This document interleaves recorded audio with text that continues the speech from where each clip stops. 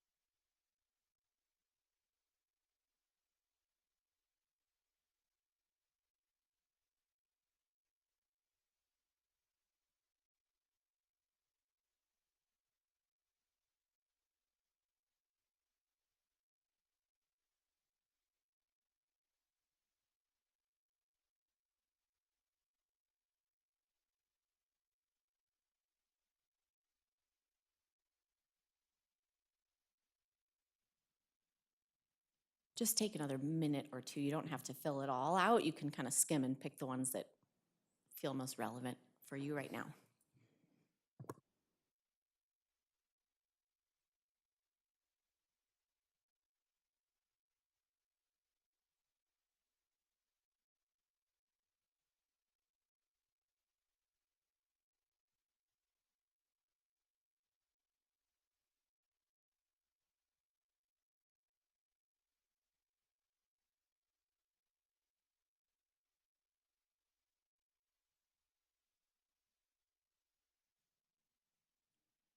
Okay, as you're wrapping that up, I just want to sort of clarify a few reasons for this. Again, this will help structure some of our conversation as we go and then some reflection once we've actually looked at the data.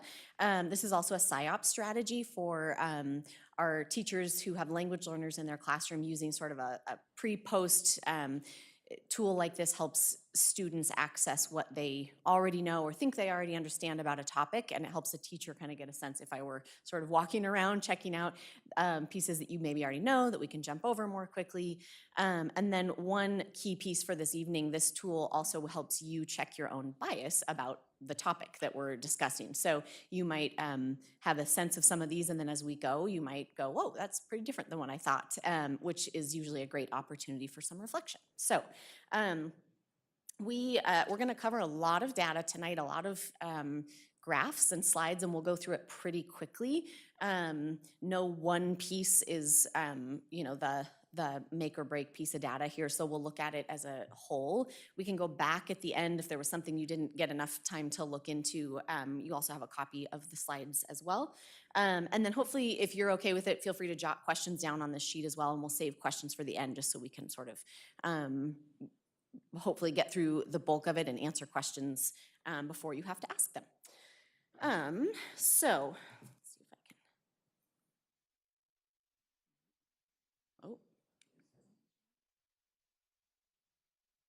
Oh, okay. All right, so before we jump into the actual data, it's important to remember that sort of situate this topic in the context of what we're talking about. Our bias incident data is not designed to solve racism. We're not pretending that our bias incident reporting system is going to fix hate or discrimination or bias in our system. It's not designed to do that, and we're not even hoping it will. And the work that will do that is its own whole topic, much broader than what we can cover tonight, the preventive, proactive work that we are doing across the system. We'd love to talk about that more with you. This team would be an amazing team to come connect further on those preventive steps. And there's a lot of awesome work happening by, across all of our schools and departments. This whole topic tonight is a very, very narrow slice of the topic of bias in general. So just a reminder that we have no, we're not pretending that this data is by itself going to solve the issues we're talking about tonight. With that, I think number 3 on your quiz, the purpose of the bias incident reporting system in Ben Lapine schools is to reduce experiences of bias and discrimination. That's false. That is not the purpose of our system. Our system has 2 purposes. The first and primary, most important purpose of the bias incident reporting system is to activate resources. When we know that when bias happens, that it is significantly impactful to the target or the recipient of that hate or that bias situation. And so the primary purpose is to make sure that that individual gets support, that they get help, that they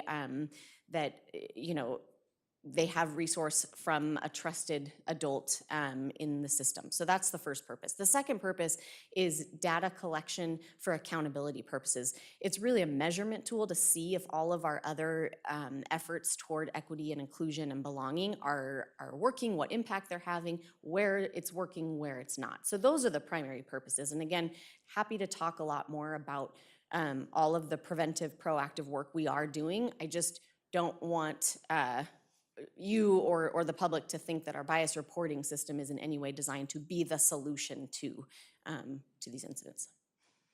Can I make one clarification on that? And I know it's not to stop racism, but the thing that I think people forget what the definition of racism is. Racism is about power and control. So understanding that and looking at this, for me, it's yes, available resources is great, but what are we going to do to curb the power and control aspect of it? That's the key point for me in trying to look at when I see these incident reports and from my perspective. So Yes. Yeah, and- and I just want to say, Kinsey, if the purpose is not to potentially change behavior, then why are restorative circles part of our district response to bias incident reporting? I just feel like that comment was very kind of, we're all looking at each other like, huh?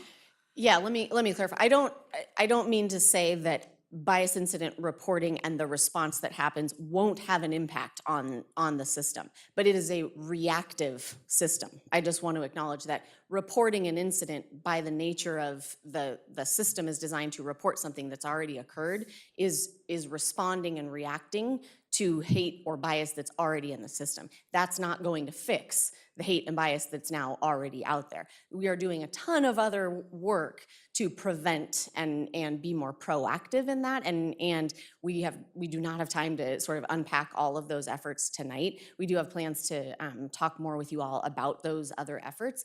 This is just an acknowledgement that reporting an incident is, by the nature of the design of a reporting tool, a reactive, responsive model instead of a preventive model, which we want. Ultimately, the data helps us better sort of fine-tune and refine our prevention efforts, so they're tied together. It's not like prevention's over here and response is over here, but this is on the response end of our work, not the prevention end, if that makes sense. thanks for that clarification. I appreciate it very much. Okay, so I also think we can sort of pause here to talk about number one. So which two of these are not protected by state or federal law? This one feels a little tricky sometimes. If we had more time, I'd probably ask you to sort of discuss this, but I'll just tell you the answers. Poverty, socioeconomic status is one, and weight, body size is one. Not necessarily intuitive on those. And that doesn't mean we don't attend if someone has been impacted by an incident related to weight or body size, or their experience of houselessness or socioeconomic status. That doesn't mean we don't activate resources and response in a very similar way. This is just to call out specifically state and federal law don't consider those protected classes for whatever reason. And then number two, hearing loss is the only symptom there not associated with experiencing bias or discrimination. So that question is designed to remind us that this is a very serious topic. I don't need to explain that to you.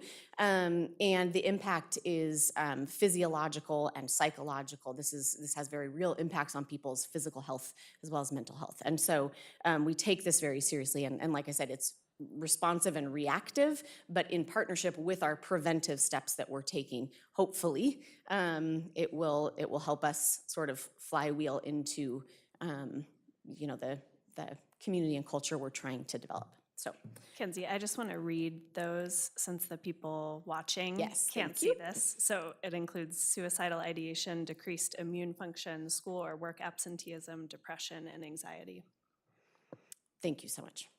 And the question was, which of those is not connected to experiencing bias or discrimination? So only hearing loss is not connected. And then I think we can probably also talk here about questions 4, 5, and 6. So if the issue, the bias incident that occurs can be resolved in the classroom or in the school front office with minimal disruption, it does not need to be submitted as a bias incident report. That is false. And that's because of the second component of the reporting purpose, which is data. We need the data on all the incidents that are happening, even if we've got a teacher or a principal or someone who's very adept at resolving the situation and does so, and the student feels good and everybody moves on. We still need to know that it happened. So we're really working continually with our teams to understand that even if you took care of it, make sure it ends up in the system at some point so we can track what's happening. The fifth question, before submitting a report, the reporter must determine whether the incident qualified as a bias incident, discrimination, harassment, or a hate crime. That's also false. We don't expect or want anybody to be feeling like they need to investigate and know those levels of nuance between those terms before they feel like they can report, because number one is if something happened, report it so we can support. So just clarifying that some of the training we're doing with our teams on that one. And then number 6, the 3 hate symbols that are banned from Oregon public school campuses and activities, and that is by state law. That's not a Ben Lapine choice, although certainly our policy upholds and reflects that state law. Those 3 symbols are the noose, the swastika, and the Confederate flag, and that is from all campuses and all school activities. Bias incident reporting is not only related to those symbols, but those are 3 symbols that are specifically called out in the state legislation connected with our bias incident work. All right. Okay. So this is just a reminder about the numbers we're about to look at. So please remember that the number of reports does not equal the number of incidents. And that's for several reasons. So sometimes, this is a good problem to have, sometimes something happens and 5 students witnessed it and we get 5 reports about that incident. And so there might be multiple reports for one incident. Sometimes someone submits a complaint that turns out to not be related to bias on the basis of one of those protected identity factors. And that comes out in the investigation and we recategorize it. But initially when something comes out, someone might have reported it as bias when it's not. And then we also know that there's a lot of incidents happening in our schools that are still not being reported. And that's, for trust purposes, awareness around the reporting system for a variety of reasons. But when we talk about the number of incidents we're going to look at, it's important to remember it's the number of reports that have been made, not the number of necessarily confirmed incidents. And we're going to we'll look at a little bit of data between just semester by semester, but then most of what we're going to look at is actually this school year to date, so September through April 2024. And then just a reminder that all of our data helps us ask better questions. It doesn't, if we're looking at it saying, oh, then that means X, Y, or Z, we're skipping a lot of steps in between. So hopefully we can all remember just to look at the graphs and wonder and ask questions that will help us get better at doing all of our jobs and supporting students. Okay, and then before we jump in, I just wanted to give a shout out to our IT team and specifically Steph Emerson, who works in IT. She helped crunch all the numbers and make all these graphs and make them look nice and presentable, and has spent a lot of time partnering on that work. And so just wanted to appreciate Steph. All right, so again, take notes on this as you go. Feel free to jot down questions for the end. We can dig in once we get through all of these. All right, so how many incidents were reported in prior years? This graph looks pretty funny. So initially, several years ago, we had a reporting system in place where we were just barely trying to get this off the ground, and then COVID hit. We had a few semesters there of some interruptions that we all remember. And then when we came back in September 2021, we started a new reporting tool and really started awareness efforts and work with our students around the new tool. And so since then, semester by semester, we've seen growth in the number of reports submitted. You'll see the fall semester last year and the fall semester this year look pretty comparable. So it'll be interesting to see if spring semester last year, where you see that 400, and spring semester this year look comparable as well, if we start to see sort of that pattern of fall to spring numbers. But that's just some growth for you. And now we're going to look at the year to date. So how many bias incidents have been reported this school year from September? So we've seen 407. I think since last week when we submitted this slide, it's now up to 420, somewhere in there. And I want to clarify the Safe Oregon tip number. We have actually had 237 Safe Oregon tips. The reason it says 4 on here is because if you go in through the bias reporting tool, but you actually want to make a Safe Oregon tip, it can redirect you. And so that we've had 4 redirects to Safe Oregon through our bias tool. So that's a nice example of people being able to make a public report complaint about something, or find Safe Oregon through this system, or make a bias incident report. But just to be clear, we've had over 200 Safe Oregon tips in total. Most of the time, people are going straight through the Safe Oregon app to make those reports. All right, what types of incidents have been reported? So there's a lot to look at on here. This is broken down by protected class. I'm going to start up where it says race, ethnicity, and work clockwise. So you can see race, ethnicity, about 36% of our reports are related to race or ethnicity. The gender, what isn't able to show up just on the space on the slide, that should say in full gender identity, sexual orientation. So that is, and if you combine that with the green up above where it says sex, that is anything LGBTQ and or sort of Title IX related. We just got new Title IX regulations coming from the federal government. So anything related to sex, sexual orientation, gender identity falls under those green and red. So together, those are about 45% of our incidents are related to LGBTQ or other sex, Title IX related type of category. And then you can see a variety of other incidents showing up. The other one that is kind of hard to see, national origin, so related to maybe immigration status, documentation, native language, religion, disability. Those all look very similar to last year. Percentage-wise, maybe up 0.5%, I think, in religion and native language. And a couple important notes, there's a lot of intersectionality that's happening here. And so, for example, when an incident gets reported related to a family not getting school communication in their native language, they might report that as bias on the basis of their native language. Other families might report that as bias on the basis of their national origin, feeling it's related to immigration status, for example. Some families will mark both of those. And so, so you might see, another example of that would be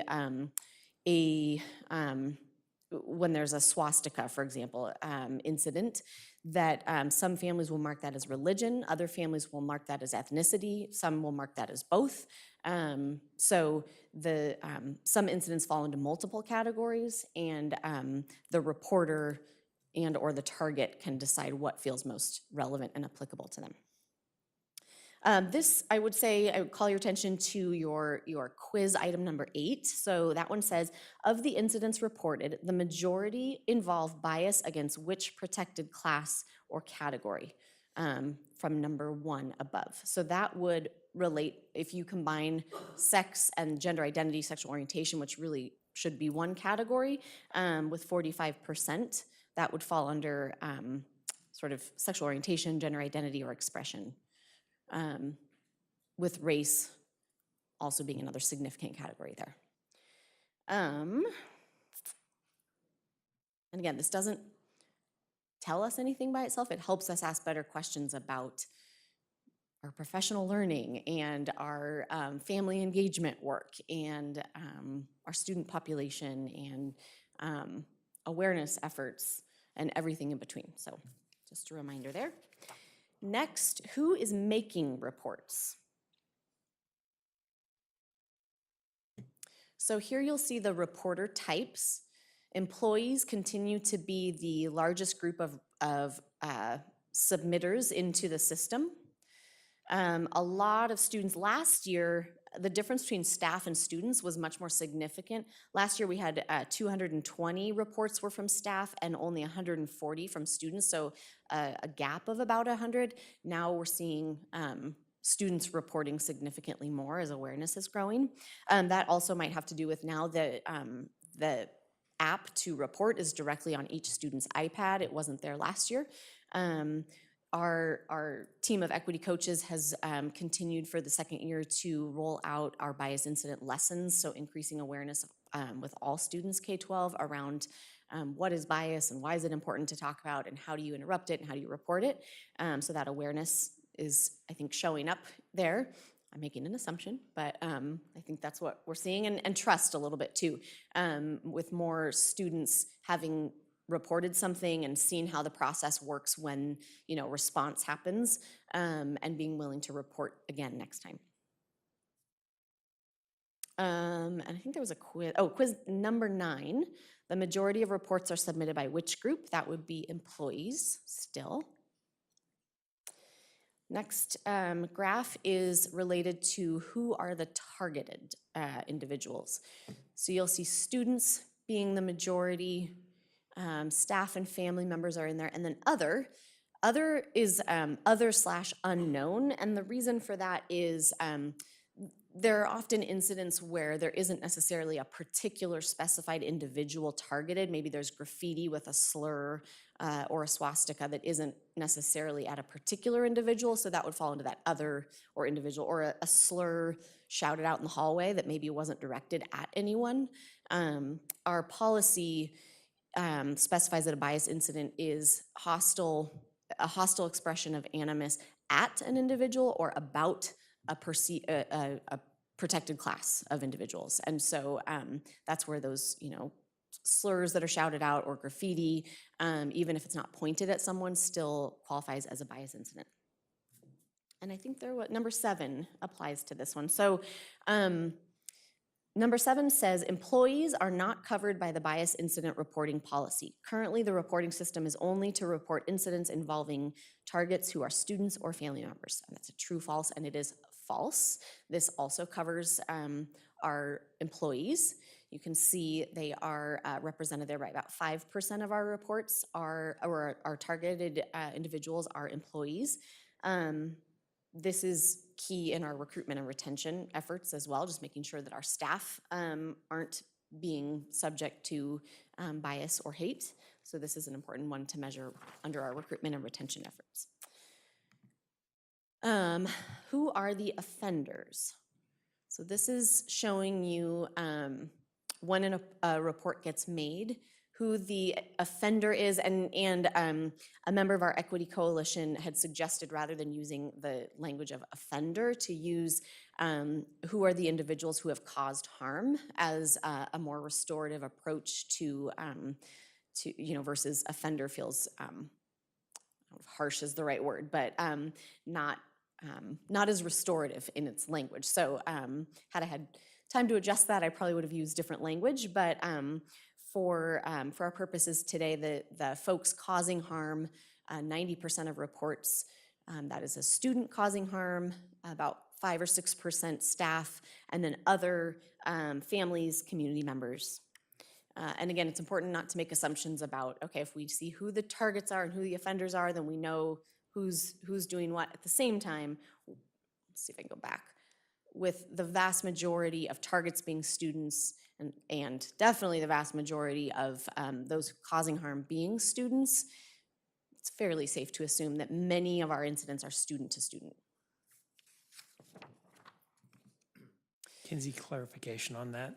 Is it safe to assume that these are based on the reports as they're written as a report, the data collected on this? So when we talk about offenders, it's possible that it could have been a misunderstanding. It's possible at that point that it's not actually already been vetted to determine whether or not there was actually an offense. So is that accurate or not? We do go, part of our investigation process is determining if indeed this was a qualified bias incident under our policy. If it wasn't, if we have a student who was mad at a friend or mad at a teacher or misreported something maybe they thought was biased, but it turned out not to be biased afterwards, we will go note that and pull that out of the data. So what we are seeing is incidents that we have determined through our investigation they are bias incidents. We're very careful not to say, well, I don't think that was a bias incident.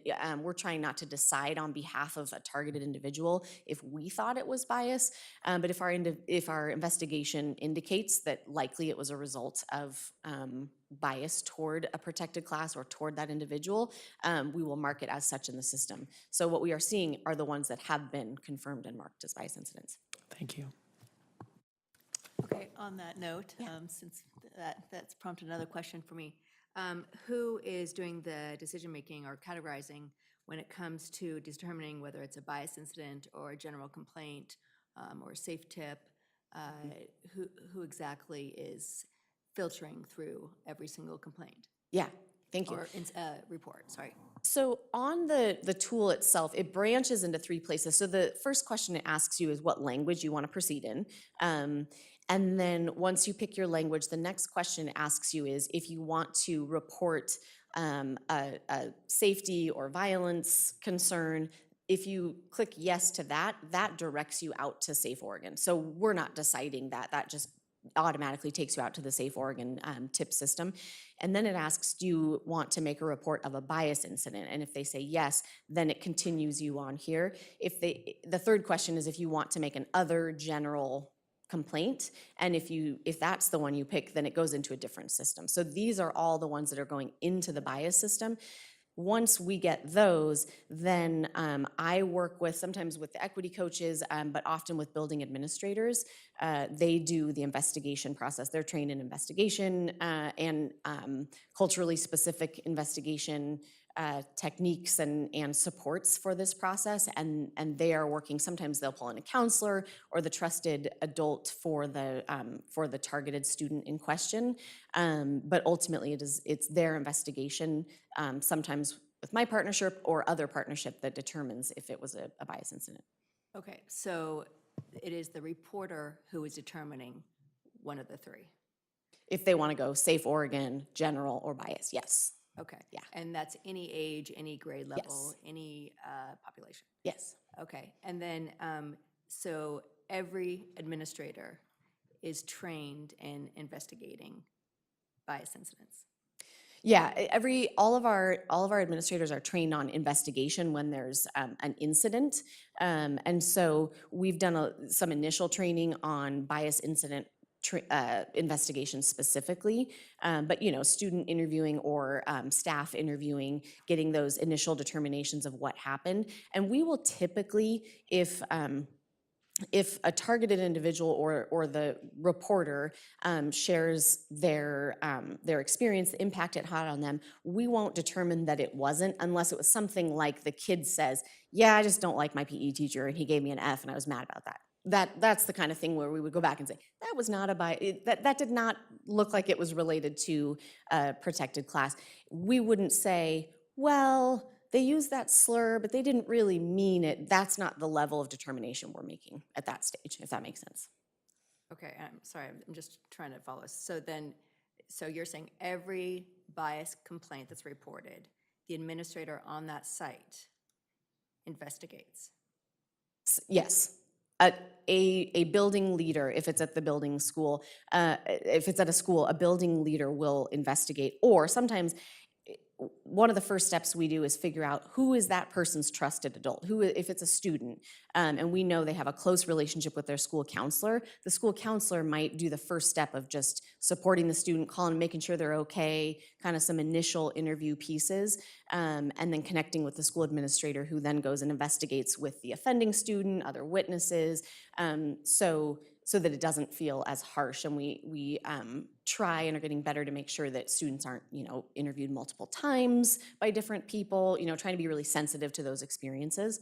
But yes, building leadership takes the investigation, those initial steps, in partnership with, if they're not the trusted adult for that person, we make sure that person is involved with them. And I think it's great, the trusted adult piece, but we want to make sure that the trusted adult is also trained in. Yeah, they're not doing the full investigation by any means, yeah, unless They're they're kind of a the building connector, admin. Mhm. right? Yes. Okay. They're kind of that crisis response, initial support, make sure that student is okay, maybe get a little bit of initial information, but they're not running the investigation or the determination of, Yes. yeah. Okay, thank you. Hey, Kenzie, really quick, I got a question for the directors. Really quick, Have you all reviewed the data that Kenzie's presenting right now? Okay, cool. Can we get to the people who are in the trenches? Can we figure out what's working and where can we get to solutions to be able to start working on certain aspects? Because we've reviewed all the data. We got it. We're smart people. Can we can we just get to what's working and how can we help to make it better? No, I just want to get to that, please, because we reviewed this data. We know it. This is the way I am as a person. It's like I've reviewed this already. I want to get to what can we do to be more solution-based to get to the nitty-gritty. Let's go. So can I hear from y'all, please, and what we can do? Can we get to that? So, yeah, so our team prepared info for you tonight. I can go much faster through this. It sounds like there's a lot of questions, so I'm trying to address your questions as they come up. I can skip through this much faster. We aren't here tonight to talk about all the preventive effort. That's much, we'll be here forever if you want us to talk through that. Our goal tonight is to talk specifically to give you an update on the reporting system and the response process. Last year when we did this, you asked for some very specific additional data that we're coming to right now, and then more information on the response process, which is what we prepared in response to your request from last year. We aren't going to talk tonight about our preventive efforts, but we are happy to come back and do that. Okay, so where are the incidents occurring? This was one that last year we didn't have available that was, we were very curious about. Our form hadn't allowed us to track this, so we made some tweaks so that we could track it this year. So you'll see classrooms, 47%. Hallways, which this is number 10, what percentage occur in hallways is about 18%, which might surprise you. At least it surprised me. There's a lot of stuff that goes on in the hallways. I thought it would be higher. But when you think about the fact that students really only spend maybe 5% of their day in the hallway, that's a pretty disproportionate amount of incidents happening in the hallway. They spend most of their time is spent in the classroom, so you'd expect most incidents to be where they spend most of their time. So while the hallway might not seem as large, it also is pretty disproportionate. Device is maybe more accurately defined as sort of online in social media or a variety of formats there. Other is might be bathrooms. If it's a staff-to-staff issue, it might be at a staff meeting or at a conference room if it's between a family and a staff member. So that other category encompasses quite a bit there. And this is, we already talked about quiz item number 10. What response is taking place? This was also one you all requested more information on last year. Our form wasn't tracking that, so we made some adjustments to be able to track that. I do want to remind you, this is the list of response that takes place in every case. All of the items that are up there, with the exception of the middle two, suspension and loss of privilege, are required by state law. So we have to make sure we immediately support the target and that we investigate in a compassionate way. We have to make sure we communicate with families, that there is education for the offending student, and we have to offer restorative or repair for the incident, which it's not required that it take place. And then suspension, loss of privilege, other consequences also apply in many cases. So this graph needs a little explanation because most incidents have more than one of these that you can check multiple boxes. And so it's not either they get suspended or we do a restorative circle. In most cases, both of those things happen together if they're going to happen. We don't send a kid home and then they just come right back without anything. So loss of privilege is the primary category there. That one might include lunch detention, might include if they're an athlete, they miss a couple of competitions, they miss a school dance if they're a secondary student. So those kind of privileges that hurt when you're an adolescent. We try to leverage those and recognize that if a student isn't being safe in the hallway, that then they have lost the privilege of doing those activities. Suspension, we've got about 25% when you combine in and out of school suspension. So that is number 11 on the quiz, what percentage of reported incidents involve suspension? So 25% total. Often there is an out-of-school suspension and then maybe a day of in-school suspension and then a restorative circle. So again, a lot of these encompass multiple steps. We never force restorative circle processes on a target who doesn't want them either. That's a pretty key piece that we only do those if the target is interested and feels like that would help in the repair. This, Can I just ask one Yeah, quick question? yeah. So with those restorative circles, those are led by administrators? no, it depends. So we have a lot of different people in our system trained on restorative justice, restorative practices. So it might be a school counselor. This team, and that's part of what they're going to talk to you about, they do a lot of going out and supporting facilitated restorative circle work. It might be that student's trusted adult who has more of an informal restorative conversation between the parties. If it's between staff members, the staff members can choose. But I would say often it's not the administrator who, those require a significant amount of time and support and training. And so those are really case specific, who's actually facilitating. I'm just trying to think of who has actually been formally trained, right? And maybe it's your team and culture of care, and otherwise, Most of our administrators have been trained. right, but if they're not Yeah. doing the restorative circles. Yeah, I'm concerned that if we have teachers who are charged with that, but they don't have the training, so that's where your team comes in to support. Yes, this team is doing a ton, and you're going to hear about that pretty soon. Okay. Yeah, but some of our counselors have been trained. Many of our auxiliary support folks have been trained. So it really depends on the situation and the people involved. The other category here of steps taken, if it's a staff member, there might be, for example, if it's a substitute, we might require that before they are allowed to come back and continue subbing in our schools, that they get some additional training from the ESD. We've done that in several cases, or that a staff member gets additional training. It might be as significant as a letter of direction for a staff member. For a student, we might change their class schedule, and again, that's not a consequence. That's just a safety measure or another precaution taken in conjunction with some of these other steps. Might be a parent meeting. Lots of different steps that fall under the other category up there. And then these next ones, the ones that are broken down by elementary, middle, and high, these are designed to just sort of flash through, so almost like a flip book, you can kind of see how the graph shifts between the levels. So we're not really gonna spend a ton of time on these. This is just to kind of get you to see, and well, we'll start with this one. So reports made, middle school is definitely making a significant amount, which makes sense. That's they have a lot more freedom. They're beginning adolescence and starting to explore some of those identity topics in healthy and unhealthy ways. Types of incidents, here's elementary. This one has an error in the data. That piece should be combined with the race ethnicity piece. So we'll just jump over that piece. Middle school, you can see race ethnicity is 42%. Gender identity, sexual orientation is 29%. High school, see pretty similar numbers there, not a significant shift in types from across our secondary schools. Who is making reports? So you can see at elementary, very heavily employees making the reports, which makes sense, just from a developmental point of view. Middle school, you can see students are starting to access the reporting significantly beginning middle school, and then high school as well. And then locations by level, this one I think is interesting. So at elementary, you see a lot in the classroom and outside recess. Also on the bus tends to be another key spot at elementary.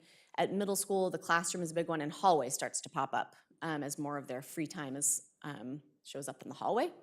And then high school, you see classroom, again, hallway, and then online or devices start to become a hot spot. And then, that should have said what responses are taking place. So loss of privilege at elementary, taking away recess tends to be a big place for some reflection at the elementary level. See, middle school, you start to see those other ones come up. Suspension gets a little heavier at middle school, developmentally appropriate in that case. High school, some of those loss of privilege, like participating in athletics or dances, there's some additional opportunities there. All right, so with that, we wanted to just sort of talk through some of those pieces, anticipating some of those questions that you might have. I want to just first acknowledge that our leadership team, our administrators, spend a lot of time on this work. They do a lot in our schools that has nothing to do with bias incident reporting, but I am really proud and grateful of our entire leadership team for the amount of time they spend investigating and responding and following up and calling families and talking through these incidents. It is, it needs to be and it deserves to be a significant lift, and our leadership team is really putting in that effort. And while they do a lot of that front end work of investigating, family communication, consequences, the next steps around repair and education for the offender, those tend to take ongoing work and relationship and repeated visits, and like I said, the facilitated circles that take a lot of time that our administrators sort of start to pass that baton on to our equity coaches. Our equity coaches do a lot more than bias incident work, and I would love for you to learn more about the bulk of the work that they do, because they do a lot of our preventive work. They're designing lessons, they're pushing into classrooms, they're doing staff meeting trainings and professional development. And so I don't want you after tonight to think, oh, our equity coach's job is to respond to bias incidents, because that's not all that they do. But that's not what the purpose of tonight's conversation is. So what they are going to focus on tonight is some of the response, taking those numbers and those graphs that you saw and sharing some of the human stories that are behind them, so you have a sense of what does that repair and that response feel like and look like, and how is that going in our schools. So I'm going to pass it off to Laura, who's going to kick off this next part. Kenzie, just really quickly, can you just remind us, is there a lead equity coach? Is there one per school? Are you still teaching part-time and doing this part-time? Just a Great little bit about question. the job, and then Yeah, that's a great excited to question. dive in. I'll start and then you all can add any details. So our equity coaches are half-time in this role. So they half-time are in their other role that they can talk more about. And so half-time district level instructional coaches for equity and anti-racist dialogue. And they are broken up by level. So 2 are sort of elementary focus coaches and 2 are secondary, but often they go together to a school and do a training as a group of 4. Sometimes 1 goes, or 2 or 3, depending on availability and the divide and conquer model. But technically with their backgrounds, we've kind of a nice breakdown. 2 of them have elementary backgrounds and 2 have more secondary. So that's how they've split up their school sort of coverage. So question, if the majority, like looking at this data, elementary has fewer bias incident reportings by far than middle school, high school is kind of tied, why are 2 of them focused on elementary? Is that what you just said? Because that seems like then we're not really. 2 of them are the point people. When an elementary school reaches out, they reach out to the elementary point people. But like I said, they often go out, all 4 of them do high school and do a high school training, or 2 of them go to this middle school and one's going to this high school and one's going to this elementary, just depending on the need. But if a school is reaching out, a school can either reach out to the whole team or they can reach out to their elementary point people. Yeah.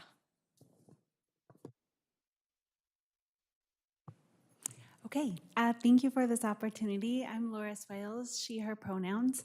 My other half-time position is with the Oregon Department of Education. So I do that half-time, and then I do this equity coaching work with the school district, my other half-time role. So today, the equity coaches team would like to share 4 stories related to specific situations that we've supported in responding to bias incidents in our schools.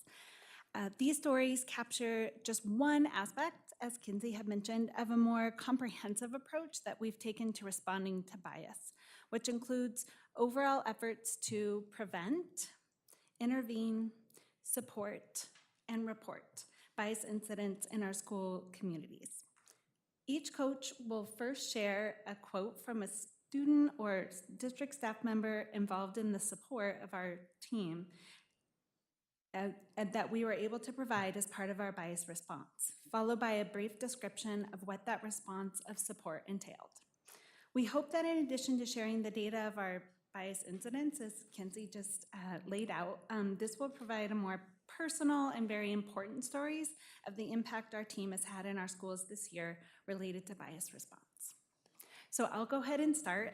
We wrote the quotes that we'll give to you so you can take that with you. Hopefully that's something meaningful. The first quote I want to share is from an elementary classroom teacher. "I'm amazed that your team was able to pick up the phone when I reached out to talk me through my student situation and even help me draft an email to a parent regarding a bias incident. I know this parent has a long history of trust issues with school and school staff in general, so I really wanted to get that communication right. Thank you so much for your invaluable support." So I'm just going to share a little bit about this response. This year, the Equity Coaches team was able to support an elementary school with concerns of ongoing incidents of bias of comments between a couple students related to race and then also to body size. And our team support included meeting with school administrators, support staff, and teachers to get a better sense of the history of the response to that bias and what was happening, as well as the students' families' involvement. We also spent time at recess and in class getting to know the involved students better and just the overall school environment. I really wanted to share this example of our work because in this situation, our team was able to take the time we needed to develop a trusted rapport with multiple school staff to best understand why these bias incidents were happening and how to effectively engage with the students and their families in order to prevent distrust and to prevent further harm from occurring. The ongoing rapport and relationship that we were able to build, particularly with one teacher, allowed us to support the situation 5 different times throughout this year as things evolved and new challenges between the students and the families came up. We felt it's notable that many responses to bias in our schools require deep and personal understanding, developed relationships, and trust of all of the people involved. So between the students, between the families, teachers, and administrators. In our experience, it's only through this nuanced, multi-level, ongoing relationship and support that we're able to effectively make a difference in our bias responses. Fortunately, our roles as equity coaches allows us to provide this vital support for our district and for our community. Thank you. Hi, my name is George Perez. I'm a half-time interpreter and translator for the Benla Pines School District. I'm also a Latino family liaison for the Choice Option Schools, and I'm half-time equity coach. The bias, just to provide some context, this bias incident response happened in the kindergarten level. The story is about a very young newcomer Latino boy who was becoming the scapegoat of his classroom. If anything broke, disappeared, or someone had an accident, somebody in the classroom will immediately blame him. An example of this happened when we came and visited the classroom. We mingled with the students while they were working on art crafts, and we went outside to play with them and observe their interactions in the playground. Outside, there was a girl running around the playground with a kite, and the young boy started running alongside her. Suddenly, something happened, and the girl dropped to her knees. I approached the girl and asked, "What happened?" "He broke my kite," she pointed at the boy. "It sounds like you believe he broke your kite on purpose." "Well, I guess that the string got entangled in his arm and he pulled it by accident. So it sounds like it was an accident." "Yes, it was an accident." Her sad and annoyed face disappeared. "Do you think it can be fixed?" I asked. "I think it just needs some tape." She ran inside the classroom to get some. Our equity team went back to the classroom and talked to the teacher. We highlighted all the amazing things she was already doing in the classroom and made a few suggestions. One of them was about intervening during playtime as it was a great way to redirect students and find opportunities for teachable moments that foster inclusion and belonging. During this conversation, the teacher also realized that she needed to highlight the great traits of the student to the class, as he was very sweet, helpful, and went above and beyond to help others. A week after, I talked to the classroom teacher and the student teacher as well, and they both mentioned, and I quote, things were going great, that students were more aware of their kindness to others, and that you could feel a sense of belonging in the classroom.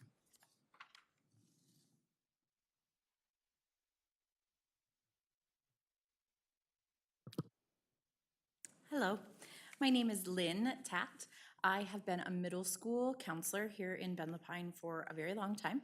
I actually returned to the classroom for the second half of my work so that I can have the freedom to do the lead counselor role, or sorry, the lead coaching role with this team. Today I would like to tell you a story about a time that our team was called out in response to a teacher at one of our high schools who had collected some student materials and found a homophobic slur, the FA word, written across several workbooks and submitted it as a bias incident. While there was no direct target, the teacher hoped to educate the offending students, foster empathy, and prevent further harm. Our team met with the 3 identified students who they themselves strongly identified as white Christian females. They initially presented as defensive and shared concerns about the LGBTQ+ community being protected and not held to the same standards as other students. The equity team chose to listen first. We validated genuine feelings and affirmed the students' right to their religious beliefs. The students engaged with a lot of interest, asked meaningful questions, and were respectful and receptive of the answers provided by the equity team. Allowing and answering questions about the history of discrimination against LGBTQ+ community without judgment made students feel safe and curious. One student even commented, "You're actually doing a good job with this. It's not what I expected." In the end, the students were able to acknowledge the impact their words and actions could have on another human, express remorse for the incident, and were even able to consider the concept that standard programming, curriculum, and school expectations are tailored to them as the significant majority, so that when they see other students getting something different, it's not an unfair advantage, but actually an attempt to level the playing field for others and ensure safety and belonging for all. Not only were students able to commit to not using or writing that word again, they engaged in deep conversation about equity and human dignity. The evidence of true learning came several weeks later when one of the students reached back out to our equity team to report seeing what they perceived to be a swastika on the sweatshirt of another student. They asked our team to talk to the student to help them understand the hurt and fear that could cause someone else in the school community. Learning, pass it on.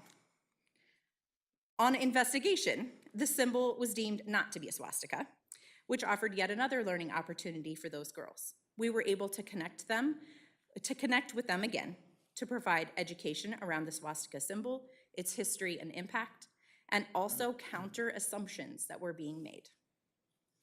The greatest success, in my mind, was not just that these students recognized the potential impact of homophobic slurs and the swastika symbol, but also that they chose to report it and that they felt comfortable engaging again and again with the equity team, asking questions, listening, and accepting the opportunity to change perceptions with new information.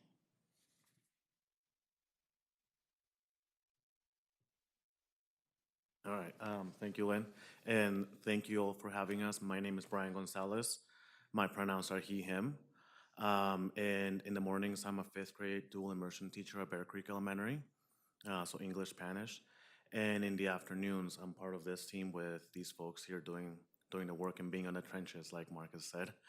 And before I get into my story and my quote, I do want to just quickly address, and I'm sure that Kenzie will expand on this. Part of the reason why there's two of us, me and Laura, at the elementary school level, so it's because if my memory serves me correct, I think there's about 19 elementary schools, as opposed to I think like the 8 middle schools and the 4 high schools. So just because of the sheer size of how many elementary schools there are, Laura and I decided to split them in half basically. But as Kenzie mentioned, we all work with each other at the high schools, at the middle schools, or at the elementary school levels in pairs or as singles or as all 4 of us, depending on what we get or what we have to be there for. So that's part of the reason why the breakdown is like that. And also as I get into my story, and also by the way, I would love to do this full time. Just putting that out there, because I love this work and I love teaching, but I also love this, and part-time, it's amazing, but full-time would be even better. So in my story, I will preface this by saying that this situation is still ongoing. It's not 100% resolved as their stories have been. I would say it's about 70 to 80% of the way there, but the work is still ongoing. I think me and Lynn are going back out there this week, I believe, because we're still working in that process. So I'm gonna get into it. That the equity team and myself were asked to go to this middle school in our district.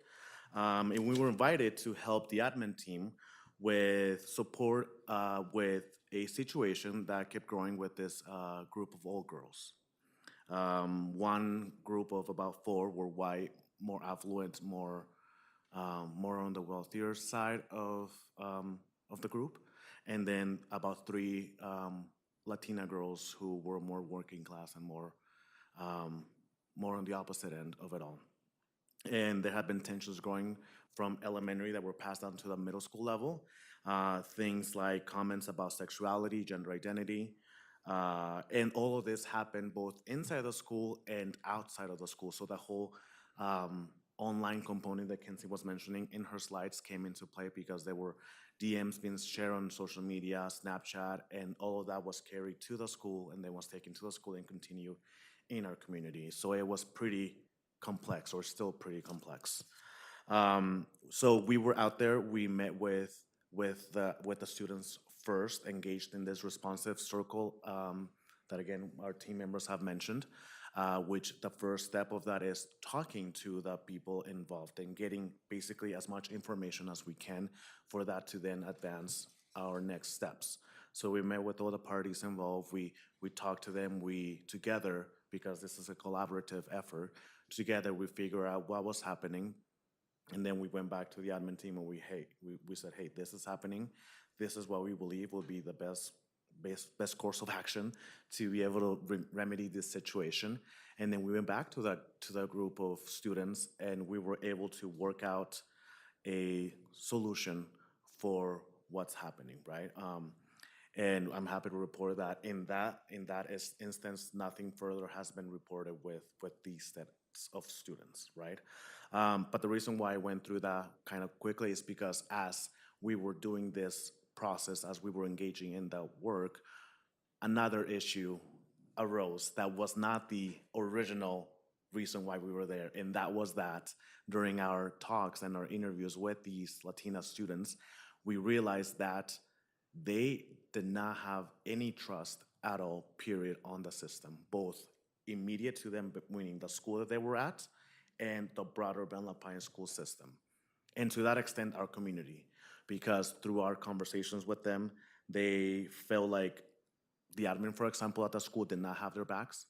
They felt that they were just out for themselves, like basically the only one they could trust was themselves and by extent their friends, which is why they were so tight-knit with each other, or they're so tight-knit because we're still ongoing.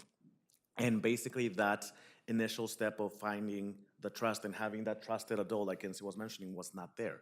So any other restorative work that we could engage, we couldn't, because that initial step was, or the initial block is not even there.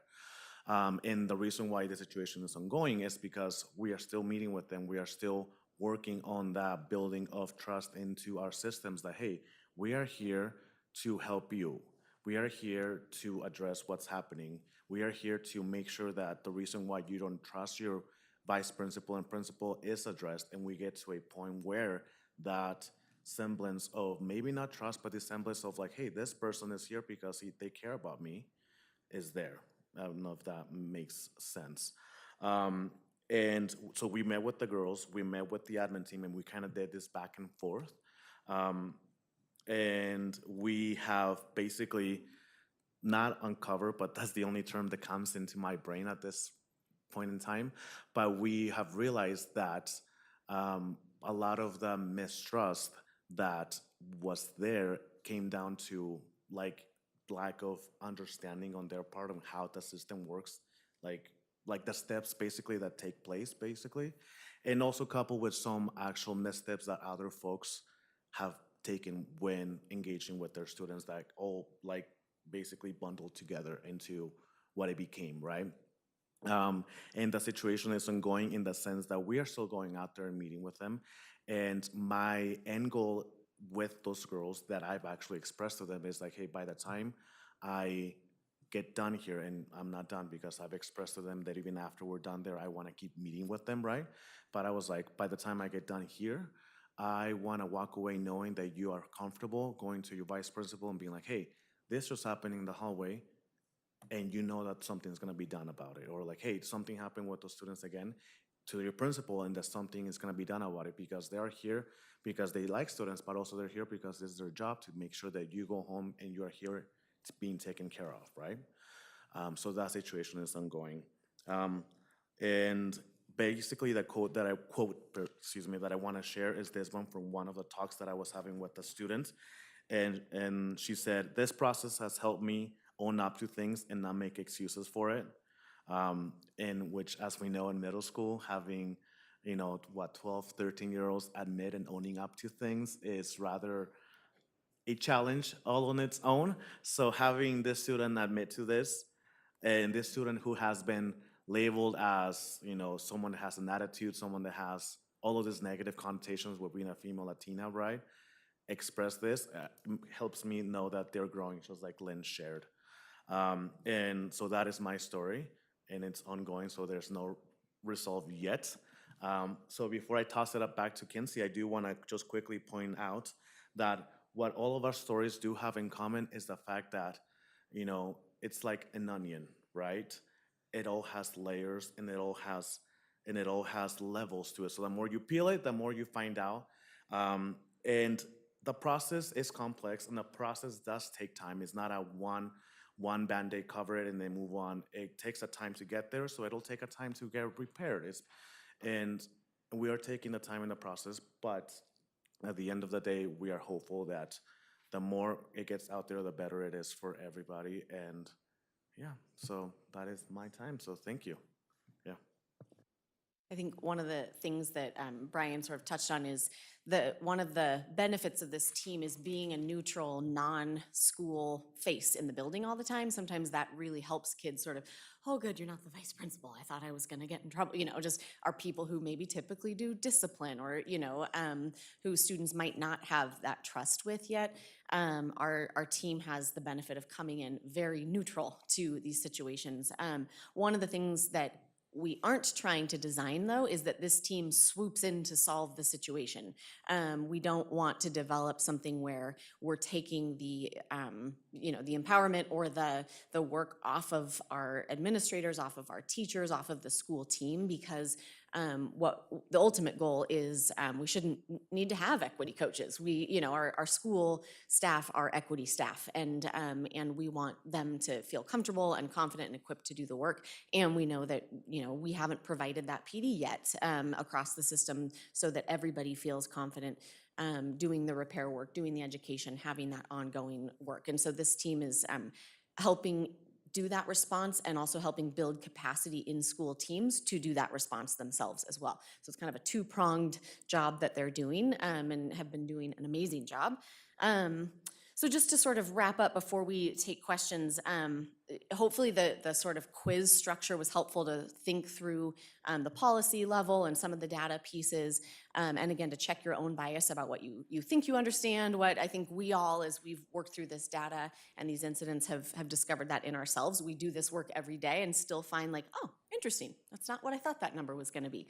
So it's a nice sort of check. You know, again, the reporting process has two purposes. It's to activate crisis response and sort of data and accountability. But we would love and have some plans to talk with you further about our broader equity efforts across the system. That wasn't the purpose for tonight, but certainly invite more conversation on that, because hopefully what this did was cue you to think about, okay, so that's what's going on, makes me have these questions. So what are we doing with regard to this, with, you know, professional learning or, you know, some of those other pieces. So I'm happy to continue that conversation, but hopefully tonight you leave feeling a little more equipped with what's actually happening in our schools and what that experience is looking like for staff and for students. And then just a reminder too, I think for all of us and for our community, that our schools, this, you know, bias and hate, that is not something that is born in our schools. This is a community issue that is, our schools are sort of a microcosm or a reflection of what's happening at home and what's happening in our community. And we are doing the best we can to address it in the schools. And we need the community's partnership. We need every family's partnership. We need your partnership in you know, leading that change, because these are, you know, amazing for equity coaches. Our admin team, like I said, our principals and vice principals are dedicating a significant amount of time and energy to this work. And sometimes those parent phone calls home to a student who's caused harm, there's hours on the phone educating the family, or dealing with anger that's coming up from a family in response to some of this. And so I think it's important that we all remember that this is really a collective responsibility, and that this team is doing really awesome work. And you know, I would, this is a total assumption on my part, but I would suspect that the data that we've looked at tonight, some of the stories that you heard, would look very similar to data if we were to take a snapshot of our broader community and what's happening in the community. And so I don't want it to sound like our schools have all these incidents in isolation of, you know, the adults and the place that we all live and work together. So just a reminder about the context that we're trying to do this work in. So with that, if you have questions for the team, happy to answer, or again, continue the conversation on the more fun preventive stuff at another time too. Well, first, I can't speak for all the ways. I mean, I probably can, but thank you for the report. Thank you for the information. Thank you for the stories. Thank you for the analogy of layers. This does have layers. We understand that. My question to get us started is, what additional resources do you think you will be able to need to continue to do this work to support the needs of the teachers, the administrators, so forth and so on? And if you have the ability to tailor any trainings to help support them, what kind of things would that look like for you all?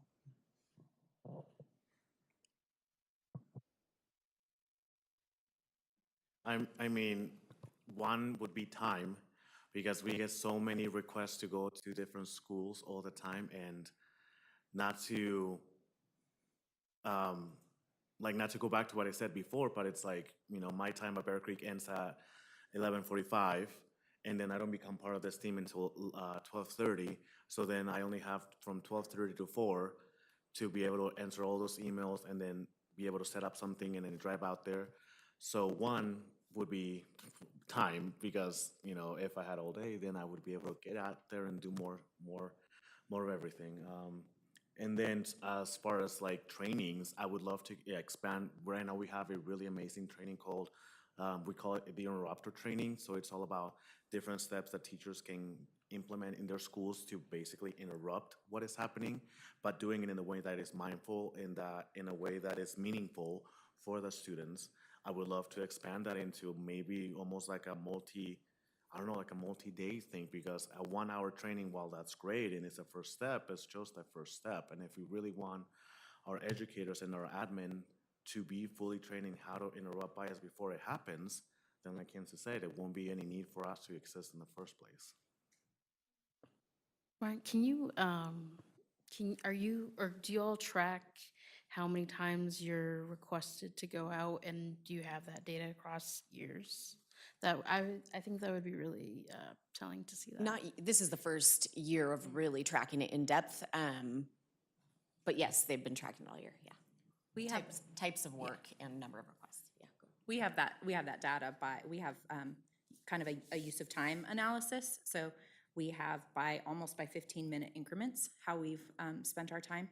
We also have categorized that by bias incident category, whether that's the protected classes, also by the type of response, whether that has been professional development, supporting teachers, planning lessons, or actually working directly with students on bias incident response.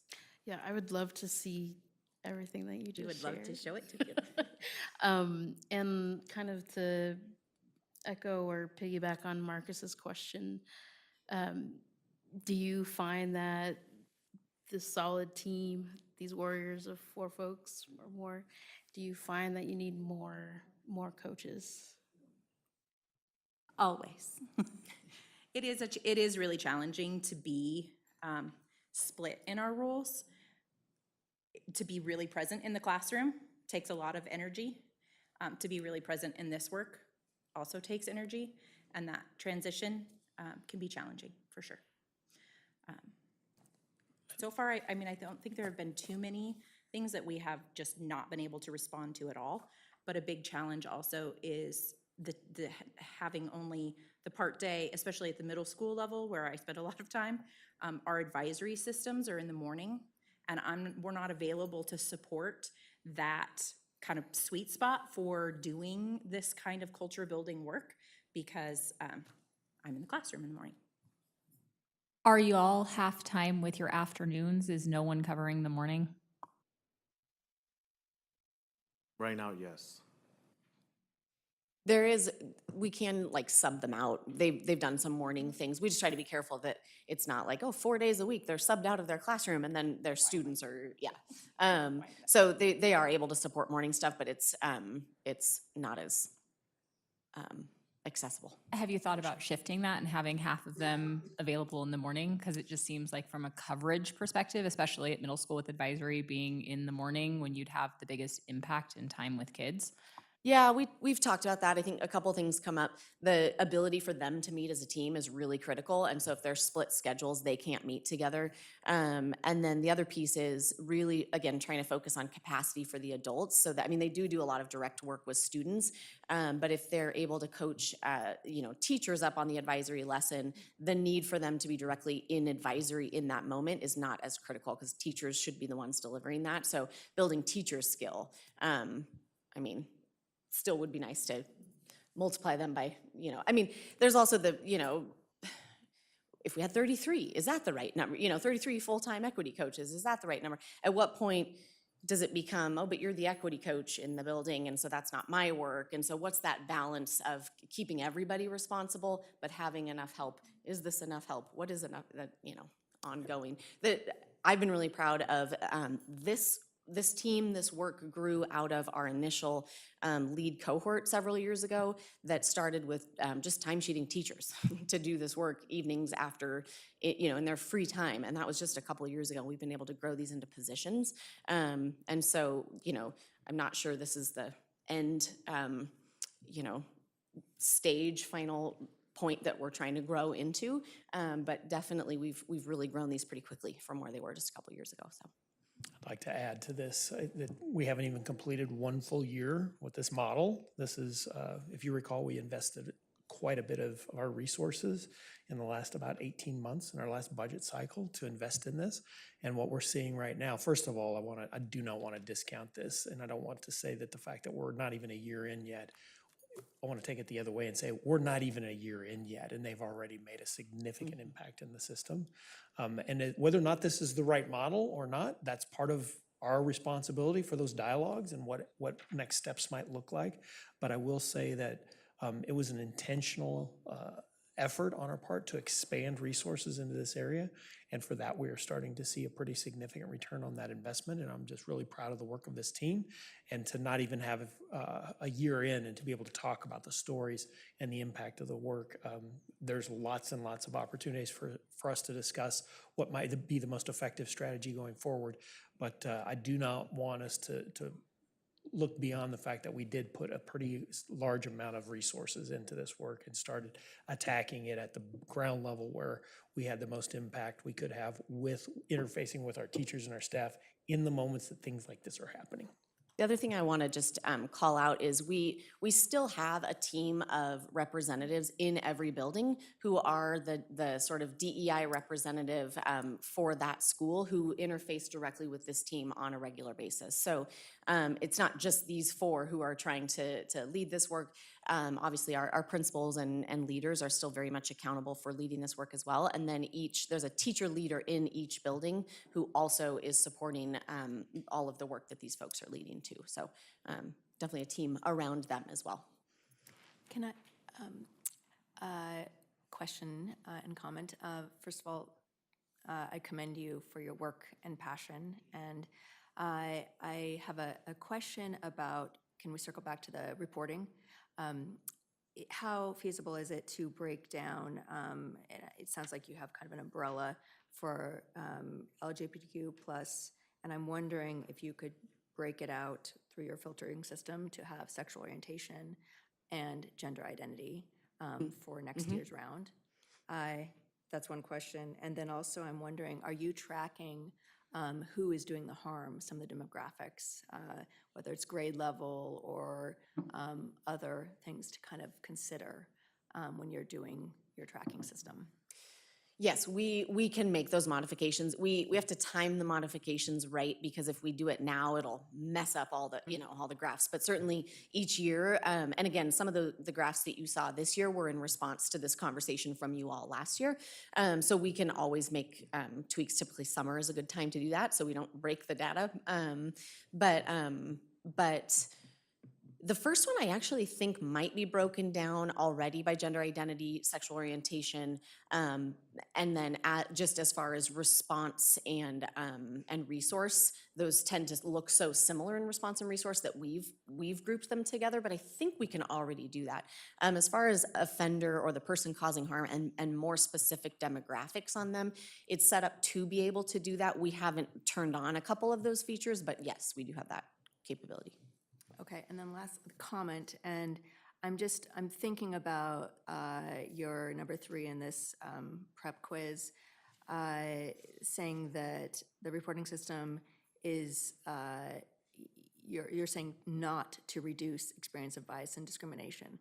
But I do want to express my hope that it is to hopefully inform Yes. the direction 100%. of all of this work. And so my take on informing direction of work is to ultimately reduce bias and discrimination. That's my hope Yes. as a parent, and as a community member, and as a board member. Yes, thank you. I appreciate that. I think I was talking with a high school student who actually emailed and reached out and wanted to meet with me about bias incident reporting last year early on, and shared with me, I made a report, and then I had another bias incident a few weeks later, like, you didn't fix it. And it was a different student, different incident. And so that student was sort of like, hey, this reporting system isn't working because there's still bias out there. And so I think the setting expectations that reporting an incident is not going to mean that the humans walking through our hallways are unbiased or that we've solved those issues as a community. They are helping us refine what we understand to be happening, which then informs our prevention work. And it's part of that cycle, but that by itself, if all we were doing was bias incident reporting, which is all we talked about tonight, nothing would change.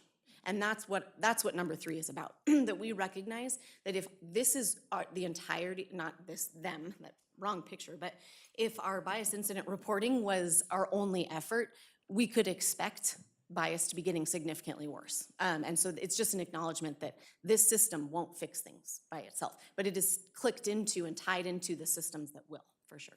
And I think that message is really, really valuable when we're sharing this opportunity to report with students and families and employees, because if they don't see some connection to reducing bias and discrimination, they will say, well, what's the point? And so I think just being really mindful of that for future is important.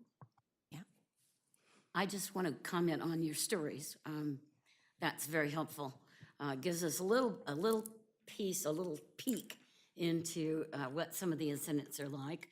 But I don't think any of the four of you specifically mentioned that you talked with the parents. Do you talk with the parents too, or do you leave that to the school, or does it? I see your heads. That's all I need to know. I don't need to know any specifics. I just, I just wanted to be sure that that loop is also there. We actually have a templated form for each response that we respond to, each incident that we respond to, and making sure that someone is connected with the parent. Sometimes it is better for that to be from the administrator, sometimes from that trusted adult, sometimes from a member of our team, often multiple times. But yes, that is one of the things that we are double checking that someone has done. Thank Yeah, you. and I can give an example too, in one of our schools too. The teacher needed to communicate with the parent, but the parent spoke Spanish, and she was not bilingual. So she asked me if I could help support that communication, and that's when I helped have a conversation with the parent as a team, being part of the team as well. Yeah. A time that would not be appropriate is if it's a phone call to, deliver some consequences. Your student is being out of school suspended related to this incident. That shouldn't be coming from this team. That should be coming from school leadership. So depending on what's the nature of the call, what stage are we in? Is this now more the education step and moving into repair? That's when this team might step in a little more. I have a question about, I noticed that we don't have breakdown by schools, which I understand. And this may be, I suspect this is for maybe another presentation, but in terms of looking at schools and the number of incidents that are reported at schools, and what does it look like holistically with this team, and then also specifically the administrators or staff at those schools where we are seeing larger numbers of incidents. Is there any plan to talk about that in the future? Yeah, great question. We do have that data. We don't share it here publicly very specifically because sometimes the number of incidents, given the population size at a school of a particular priority population, would out who that incident is about. Like that one on that graph, now you can tell exactly who that individual is. So we don't share it here, but school leadership does get their school-specific data. So we share everything we shared with you tonight, plus here's your school data and some different graphs that they can unpack with their school teams and with their ICCL school leadership team together, so they will get that. Typically when there are always discrepancies across schools as far as number of reports made. What we're still seeing is schools that have higher number of reports, it tends to be less about like, ooh, they've got bigger issues there, and more about they've got more staff paying attention and reporting. If we're seeing more reports coming out of a school right now, that's a good thing, because it means that people are using the system, people are reporting, people are paying attention. There's more of the cycle of response going on. The schools where it's crickets, or we don't have any schools where it's crickets, but the schools where it's very low numbers, that you might think, oh, okay, there's less bias happening there, there's less hate or discrimination. We're working with those schools to make sure, is this really that, or is this a lack of awareness, lack of access, lack of trust, what's going on in those schools? So we're still kind of monitoring this. The system is still young enough that we're working through those kind of analyses with each school, but they do get their school data. And then when they do get their school data, is there, are they given kind of like a protocol on how to unpack that?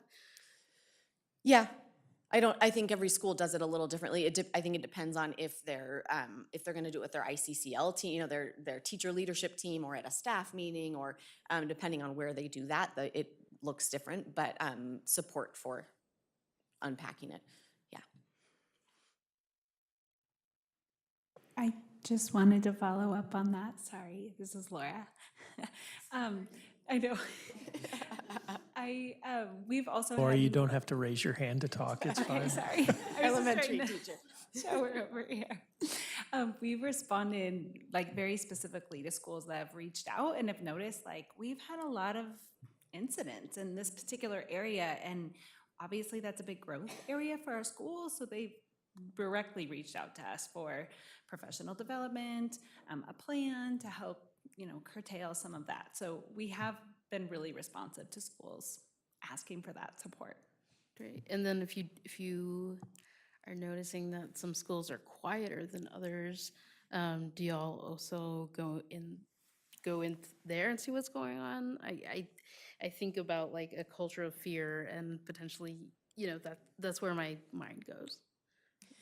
With those schools, we tend to start more with the admin team and having, so that this team gets to come in and be, support, training, like, what do you need? Here we are. And so if we have concerns about, hey, there aren't many reports coming out, or you guys aren't reaching out for help, are you okay?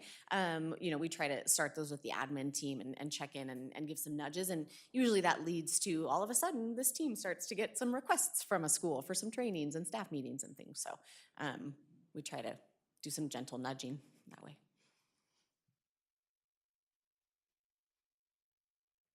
Well, thank you again, appreciate it.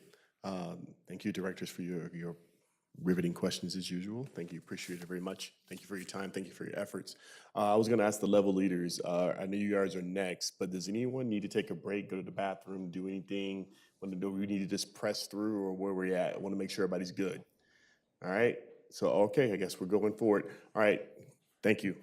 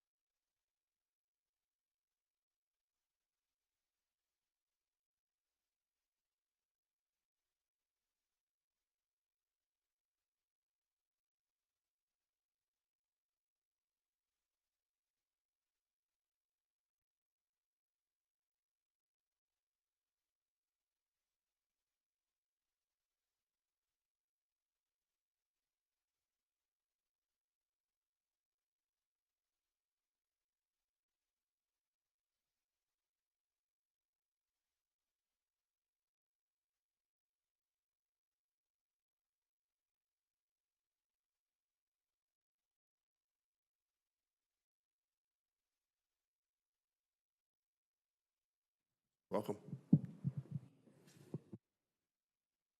Oh, wow, that's way farther than we actually, let me back up a little bit. There's some good stuff we missed. Okay, we are gonna spend the next little bit of the meeting talking about Youth Truth Survey. So I'm gonna kick us off with some just background information and kind of recap what Youth Truth is, how we might use it, how we might analyze the data, a little tutorial on how we tend to read the different graphs that we see, and then I'll pass it off to Tammy, and she's actually gonna walk you through an exercise that we actually did with all of our principals and VPs not too long ago. So just some of you have heard much of this before. I think this is our 4th year doing Youth Truth. It's a really strong product. It is now up to almost 3 million students nationwide. You can see 39 states. When you look at the number of Oregon districts, I think that's got to be around 20% of districts in Oregon. So it tends to be a growing thing around here. In terms of the technical characteristics like validity, reliability, and things like that, they put a lot of work not into only designing the questions, but into research after the fact, like concurrent and predictive validity and reliability, and just like the relationship between the different themes that it measures and outcomes that we really care about in schools, such as academics or behavioral outcomes. And then even though it's called Youth Truth, it's important to keep in mind that it's not just students that we survey. We triangulate between what parents tell us or families tell us, what students tell us, and then what staff tell us about what's their experiences in schools. Why do we do it? Hopefully it's self-evident that we value stakeholder feedback quite a bit. And surveys are really valuable because they provide some nuance and context to complement the data that we see all the time in terms of graduation rates and test scores and attendance rates and things like that. So it gives us some valuable context for thinking about that type of data as well. Youth Truth is totally anonymous, so I'd say it elevates voice while maintaining privacy. If we can make people if we can have them be confident that they can give us honest feedback without fear of repercussion, then they should be able to give us the most honest feedback possible, which should help drive our ability to respond to their needs. And then finally, you didn't have this in the data we gave you as a preview, but one of the powerful aspects of Youth Truth is the subgroup ability. It gives us the capacity to dig into all kinds of different subgroups and look at how their different experiences are going in our schools. So this year, over 13,000 responses, roughly 80% of staff, roughly almost 80% of students, and almost 30% of families, and obviously that's a much lower number than the staff and students. But in talking with staff from Youth Truth, 30% for an organization like us is actually quite high. They're pretty thrilled when they can get around 20. So, I mean, we do want to get that number up, but at the same time, it definitely takes some effort to get feedback from families because they're frankly just not as captive of an audience as we have with staff and students in our systems. These are the themes. And again, the way the survey works is like each theme here is going to have 5, 6, 7, 8 questions related to that theme. So all of those questions then will roll up into an overall score. And what I did here is I highlighted everything you see in green is an area that has tended to be a strength for us. That's the area where, again, this is a really consistent 4-year trend. 4 years in a row, students have put belonging and peer collaboration up at the top. It's like that's the thing that we do particularly well. The flip side of that in purple are the areas that pretty consistently over 4 years we've been told these are not strengths at our system. These are areas for improvement. So from students, academic challenge, I know we've talked about that in the past. College and career readiness, I think at a previous board meeting, I think you probably talked a little bit about this measure. What I did want to point out with Youth Truth is that when we talk about high school, college, and career readiness, this is not measuring whether students are saying they think they are prepared for college and career. The questions are all focused on the school's role in helping them be prepared for college and career. So it's a very nuanced but important difference there. From staff, relationships and culture have tended to be strong points, and technology has been a weak point. Just kidding, Scott, if you're here. So quick question, while we're waiting on technology, you're saying students don't understand that variance between are they ready for the school versus outside influences. Do you think that we need to have you to rephrase that question? So yeah, I guess an example would be Summit High School. Demographically, we know that they have a really high number of students who are very well prepared for college. that school often gets some of the lowest ratings on this college and career, because the questions are, well, what was the school's role in helping to prepare you for this? And a lot of the students may not have leveraged the resources from the school to be prepared for that. So that's kind of the difference there. But I was saying, staff, their PD and support has consistently been one of the lowest ratings. And then from families, relationships has been a strength, and then communication and feedback from schools has been a weakness. Cutting across the different groups, you can see that, you know, relationships, belonging, culture types of things, that has been kind of the calling card of Ben Lapine for a long time. And it's, we've been getting pretty consistent feedback from folks that we do a good job with that. So this is an example of how to read the graphs that we are going to give you a chance to look at. The orange bars that you see are the national data. So on this hypothetical one, the current year percentile of this question would be, the school is at the 73rd percentile with a score of 3.64. You can see the median national score is at the 50th percentile in the middle there. And then the scale, obviously, it's quartile, so it goes down from basically the 0th or first percentile up to the 99th or the 100th. The black line you see right below that, right sandwiched between the two orange bars, that is a cohort that we are able to compare ourselves to. So I think in most of the graphs we've done here, we've used other Oregon schools as a cohort, but you have the capacity to look at large schools or small schools or urban schools or, you know, rural schools or project-based learning schools. So there's all sorts of different cohorts that you can compare yourselves to. And again, that black line, the lowest one is the lowest score for anyone in that cohort. That tick mark in the middle is the median for that cohort. And then the highest one is the highest actual score in that cohort. If you see multiple orange bars, that means you're looking at multiple years worth of data. So in everything that you will look at, you'll see 4 years worth of data.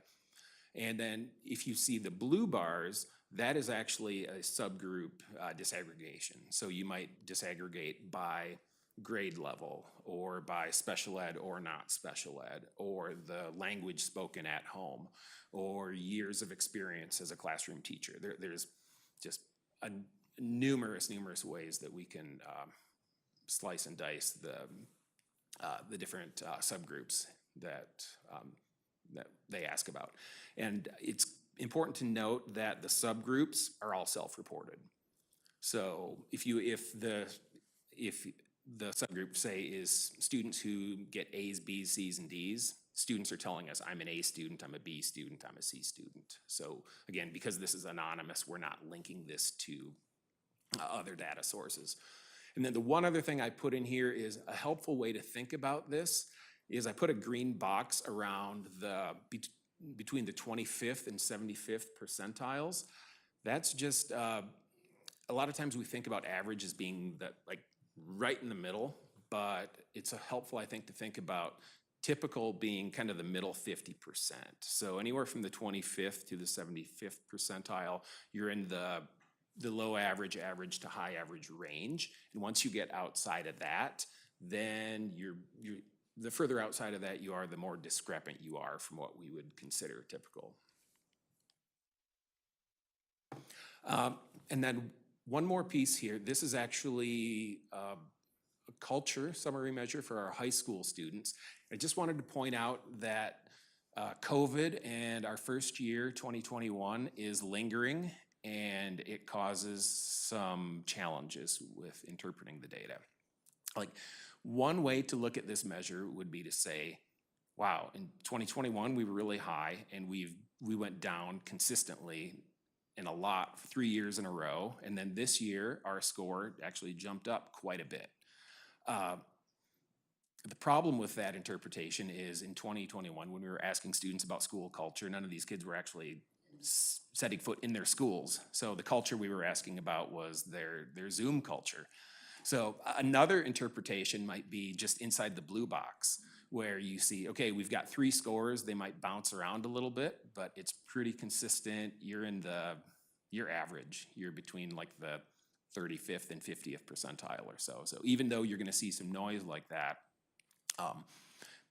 I would argue a more reasonable interpretation is that 2021 is a big outlier, and we've been fairly consistent on this measure for the last 3 years. The other thing I'll point out here is when you get the chance to go do the data walk that we're gonna do, up at, is that a laser pointer? Oop, oh, that is definitely not a laser pointer. That's technology's fault, not mine. So where it says culture summary measure, that means that it's an aggregation of all the different questions related to that theme. Sometimes you will actually see a specific question that was asked. So some of these things will be at the theme level, some will be at the question level. In the kind of the white boxes between the graph and the question, that's where you will actually get to see just the label of which subgroup we're looking at, because you're going to get the opportunity to look at a different subgroup for each of the graphs that are up there. So with that, I think I will stop messing up the slides. Thanks, Dave. So we just wanted to give you an opportunity to kind of participate in a little taste of what the Youth Truth Organization came and trained all our admin on a few weeks ago.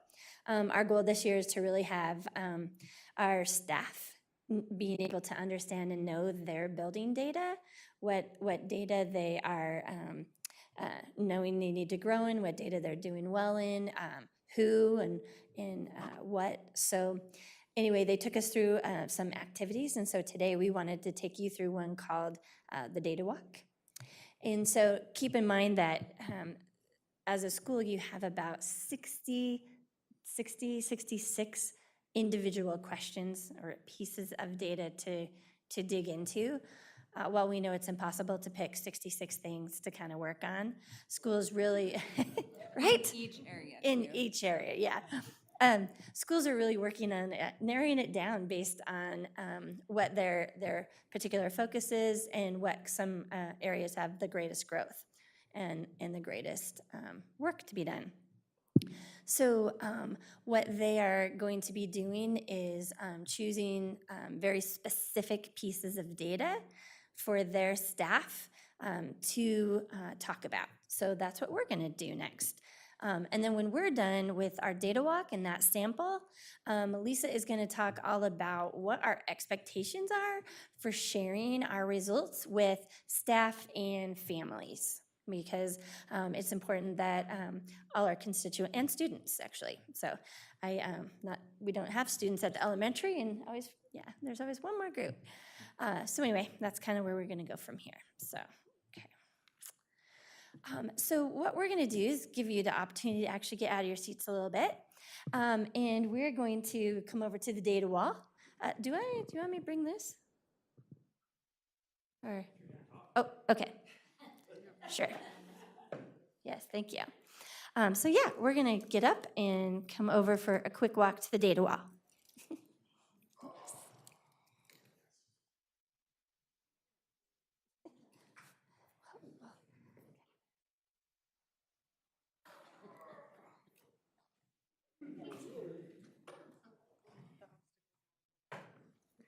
Yeah, trying to remove all the barriers here.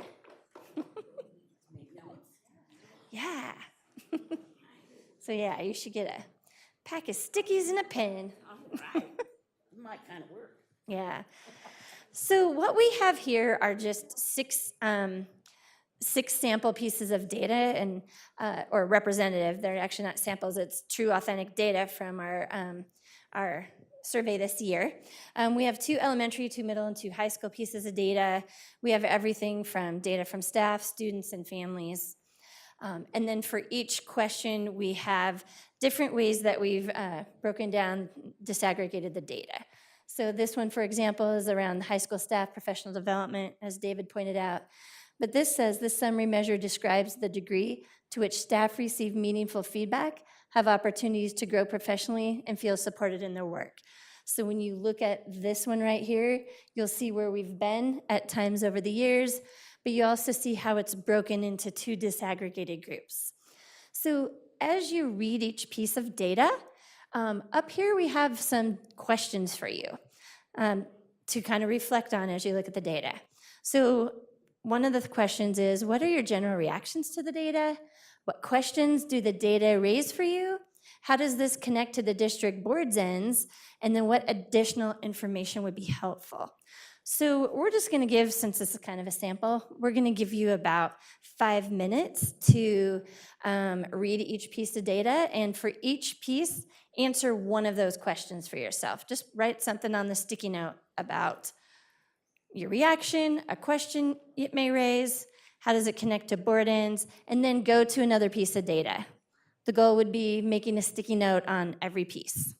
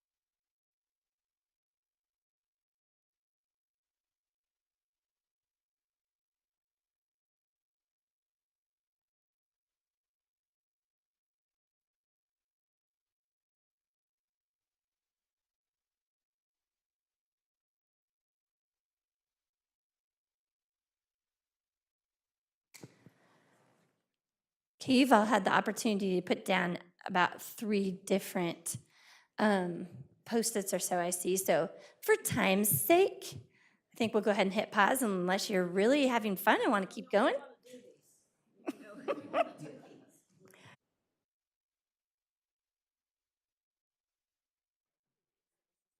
Oh. Oh, okay. Unless you're gonna present.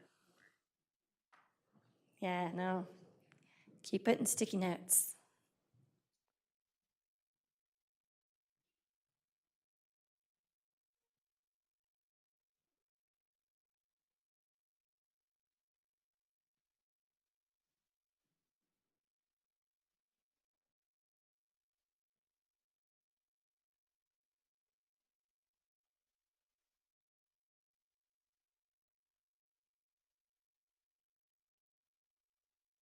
Overachievers.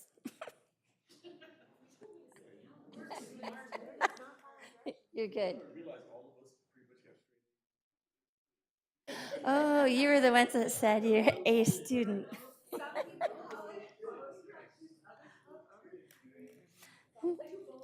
Yeah.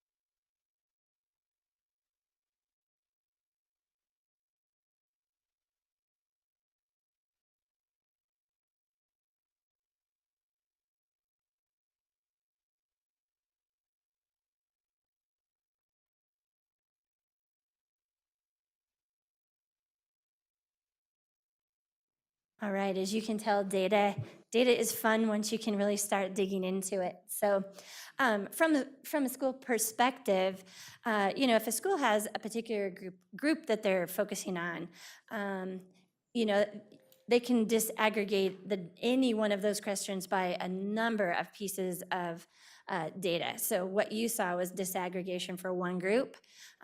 All the samples, that one question could have been disaggregated by that. So that is something that we do often. Following this data walk, the next step would have been then groups get into little teams and process all the sticky notes within the data and kind of start to feel and hear other people's reflections and questions.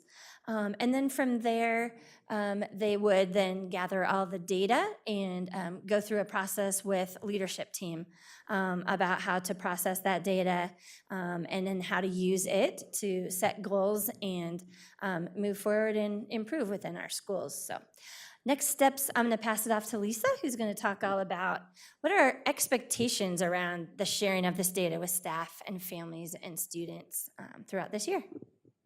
Tammy, can you just, Yep, real sorry. quickly, so when this exercise in particular, who is the audience in the schools that's going through that? For this particular exercise right here, this is what administrators would do with the entire staff. Okay, thank you.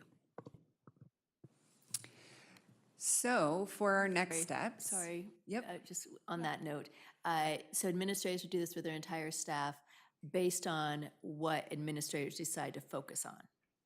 Yes. They would pull a few areas that they choose to focus on. Or are they choosing where the biggest need is? Yeah, they're going to be focusing on like where's their greatest need, where's the biggest area for improvement, as well as what aligns with some of the work that they're doing.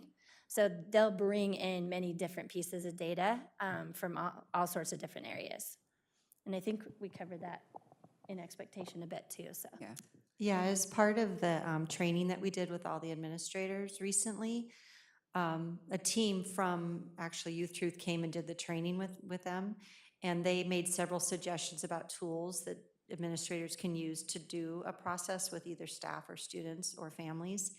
And what they really highlighted was maybe hitting your top 2 areas and then maybe your 2 areas that tend to get the lowest. That was what they suggested, and that's what many of our administrators do.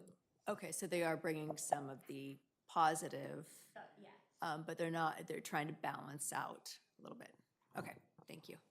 And does each school choose how they want that piece of data disaggregated? Yeah. Can staff, can principals go in and play with their data?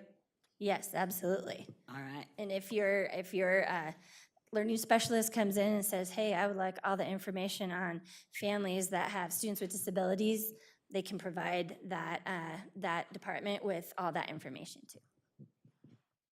And are these, sorry, just, I'm gonna stop asking questions. But real quickly, I understand that there's a limitation with the end sizes, but like for the groups where there is a right amount of end sizes, can they provide key drivers of engagement? Or have they done that? I think she's looking at you, Dave. You're more of an in-size kind of guy. I'm not. So yeah, I would refer you to, in one of the previous slides, there was a link to a resources page.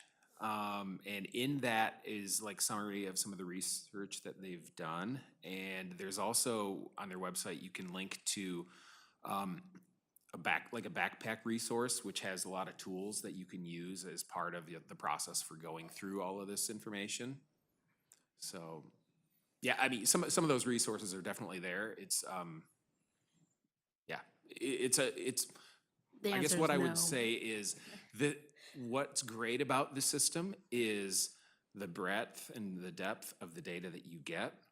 What's not great about the system is the breadth and the depth of the data that you get. I mean, it's a massive amount. You take 60 questions times 3 levels times 20 subgroups times 4 years. I mean, you're getting up into thousands and thousands and thousands of data points pretty quickly. So it does take a bit of focus and just like thinking about the big picture and kind of aligning what you're seeing in the data with kind of what the big themes are that we need to be focusing on as an organization.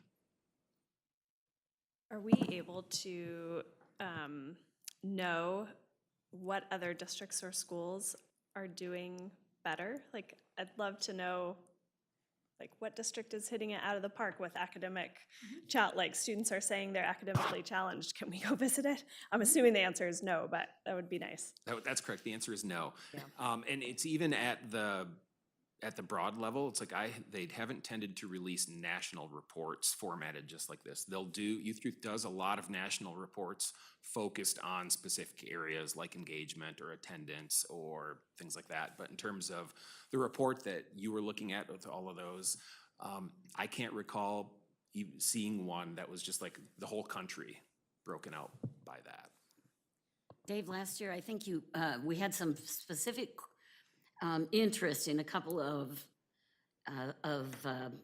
theme areas, and you gave us an opportunity to go back and look at the actual questions on the survey that are tied to that. Is that available? Yes, so actually in the pre-meeting packets, so we included the executive summary of all 8 different measures, and we included all the questions for each of the 3 different surveys so that you can go back and see. So when they're talking about school culture, what are the specific questions that they're asking? So yeah, you have access to all that. And actually, I would encourage you to do that because Dave shared an example earlier about the college and career readiness, how Summit tends to score really low in that area. But if you look at the actual questions that the students are asking, it kind of makes sense why they're low. A lot of those students at Summit tend to access help for college outside of the school, not necessarily in the school. So I think what questions are being asked based on the area is really important because we have our own thinking about what does it mean to be academically challenged, and they have a very distinct definition of how they're defining that. So I think that is important to look at the questions. So my question to kind of build on that though, Katie, is if we're determining that the questions are because students at Summit have resources outside of our schools, is that not then an equity issue if our schools are not providing those resources so that all students who come through our schools are prepared for college and career? If we're hearing it from the students that we're not preparing them, but outside things are. Yes. And so actually what I was going to talk about right after Lisa was just how the schools then take this information and then write goals specific to what is the data telling them and looking at the questions as well. And then what are the action items behind that particular goal? So for example, I know all of our high schools are focusing on college and career readiness, and we are actually K-12 as well. And Stephen Duvall shared a lot of that work that we're doing currently. So that's a big area of equity that we feel we need to be addressing and are addressing. So yes, you're right on. And then the executive summaries that were provided to us, is that the same information that the district administrators, building leaders got in order to then form kind of priorities for their individual schools, or is it a different report? No, so every school will get access to their own school's complete data. So what you're looking at was the district aggregate here. Like Buckingham will have Buckingham's report specific to their school, and every single school will have their school-specific one. One of the comparisons in there, I think the cohort, that's the main comparison, is the district. So the school can always see where are we relative to all of Ben Lapine. So one of the pieces of data that, I wrote up there, unacceptable, the lack of rigor in our schools. And we've now seen that year after year on this data. And at the middle school, it looks like we're actually backsliding. It's gotten worse. What are we doing? How are we intervening? And are there any schools that stood out as students saying, no, we do feel challenged at this particular school within our district? And if so, are we studying that school to spread what they're doing well?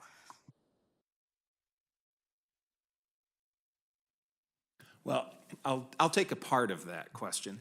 And what I'd say is there are sometimes you see differences at the school level. Sometimes you see differences just within students within the school level. So like if your school is at the 50th percentile, or let's pick a low number, let's say your school is at the 20th percentile, it doesn't mean that all students are getting a really unchallenging education, if that's the question that we're sticking with. I think what we tend to see in the data too is a large spread. So we have some students who are getting phenomenally challenging education. If you're taking AP courses and IB courses and dual enrollment college courses, I don't think those students are saying that you're not challenged. So there's an equity issue baked into that in terms of it's not just a school level thing, it's student level within the school. One of the things I've heard from teachers over and over again is that because we do not differentiate within the classroom, that they're teaching students all of various abilities in one group, that they don't often feel, and this is obviously not in high school. High school, because we have AP, we have IB, but we don't offer anything like that at the middle school level. Elementary, there's some opportunities for differentiation. But if we have such vast differences in our kids, what I've heard from teachers over and over and over again who are in the classroom is that they feel they have to teach to the middle because they're trying to keep all the kids together. And so that's just a theme that I think came out in our last board meeting around TAG and the need to really change how we do education, because I think this data is directly impacted by the fact that we're not differentiating well until you get to high school. And, just as an individual board member, a side commentary, that's unacceptable to me that we have so many kids who are bored in our schools.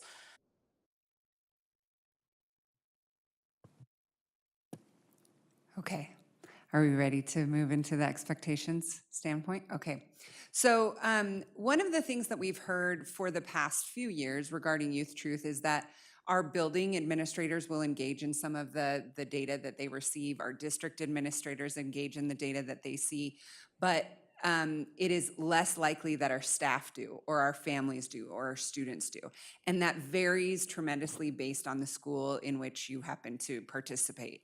And so what we have wanted to do is to kind of tighten that up and to sort of demystify what's going on within our schools, and to make it very clear to our public that when we are asking them to take this survey every single year, which isn't a small ask, but we are doing something with it, and that is clear to everybody what we are doing with it. So this slide looks different on my computer than it does on yours. But I will just kind of read through what we have set for all of our building leaders as the expectations related to the use and unpacking of the data that they've received this year. So the first piece is that Youth Truth has come to train everybody, all of our administrators. So they have been trained in this data walk. Again, within the data walk, Cameron, we were talking a little bit about highlighting both the positive areas as well as the areas that we need to engage in more. And so we have provided them some different resources, provided the administrators some different resources that they could potentially use if they would like as they unpack this with their staff. So that includes like slide decks to say, hey, put those questions that you really saw knocking out of the park, put those here. And then recognize those areas that you would like to improve or you have just questions about.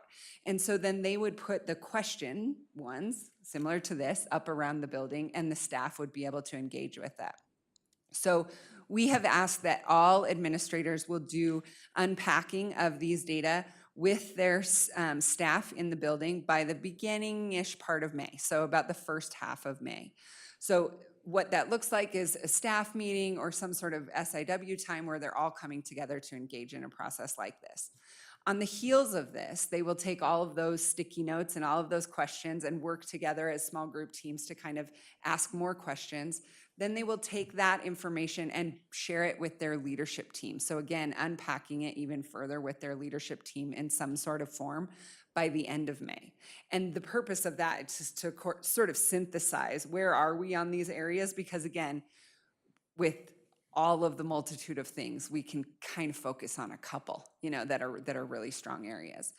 And then the expectation is that they share with families, students, and staff what the themes were in terms of areas of growth, areas of need to continue with all of the stakeholder groups by the end of the school year. So for some buildings, that may happen a little bit earlier. For some, that may happen a little bit later. But they would leave this year with all of the stakeholders being clear on what are you doing with this? Like, where do we go from here? And then they can use that through the summer and into the fall as they set intentions for the 25-26 school year. So again, our goal is to make sure that we don't hear a side conversation from a staff member of like, I've never seen any of this. Our hope is that everybody has seen this, they know it well, and they are able to engage in it. Because we are only picking specific things, or any administrator needs to kind of curate it in a way that allows them to really get through it. We also are letting staff know that they can, if they have specific questions, like the administrator has access to the data, but anybody can come in and ask for that. Like the staff members can ask if they have, hey, I work with this specific group of students, I really want to know some of their thoughts. They could dig into that they could come and request that from their administrator. So that's what we have laid out for all of us K-12, but there are some differences as we move into secondary because you're asking students, and in the elementary, we don't have that piece within Youth Truth. So I'll pass it over to Katie, who can kind of share what some of the unpacking looks like with students at the 6 through 12 level. So all of our secondary schools have student advisory councils, and they might have different names. I know some of our high schools call them principal advisory teams. Some of our principals join other groups that are already existing, like maybe a GSA club, and then invite other students to come to those meetings, maybe once a month or so. But we ask that every principal has some sort of a student group that they meet with regularly. And so what we're asking minimally at the secondary level is that our administrators meet with those student groups, review the data, process it with them, and it could look something like what we talked about today, of a process like that. We haven't defined it and said you must do it this way, but basically we're asking that they would share the themes of what are the top areas that students are identifying that are going well in their school, what are some areas that score the lowest and why, digging in on a few of those questions, and looking at, okay, what are the school goals that our team developed based on those particular data points? And then what do we want to work on for next year? So how are we doing? We said we wanted to work on this. How did we do? What are our next steps if we want to change what that focus is or continue to work on what the focus is? And in general, in all of our schools, our themes this year have really been sort of teaching and learning, and then climate and culture. So we've designed a lot of our professional development around those two themes. A lot of you are aware of the task force work we've done around the Tier 1 culture and climate development. So those have sort of been two big themes we've been working on all year. So we've asked schools to develop goals around those as well. And Youth Truth is just a wealth of data information for us to utilize in seeing how we're doing and where are we going for next year. Did we set goals last year with building leads? And if so, do you have kind of a summary of did we improve? So some schools set very specific goals related to Youth Truth data in particular, but not every school did. So I can tell you in general, like when you talked about academic rigor, wasn't academic challenge, we're generally seeing the trend go up. When you look at the subgroups, sometimes you see trends going up, but it's generally pretty flat.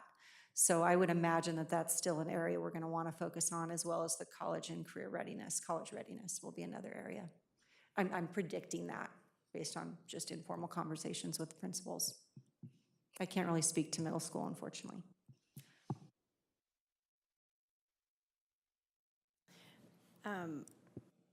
Dave, I'm trying to stay in my governance lane, but the data that we got ahead of time wasn't disaggregated at all. It was like the averages of the summaries of the summaries. I think we've talked before in this room about the book, The End of Average, and that basically if you're looking at averages, it tells you very little. So anyway, the long and short of it is that I would love to see some more disaggregated data.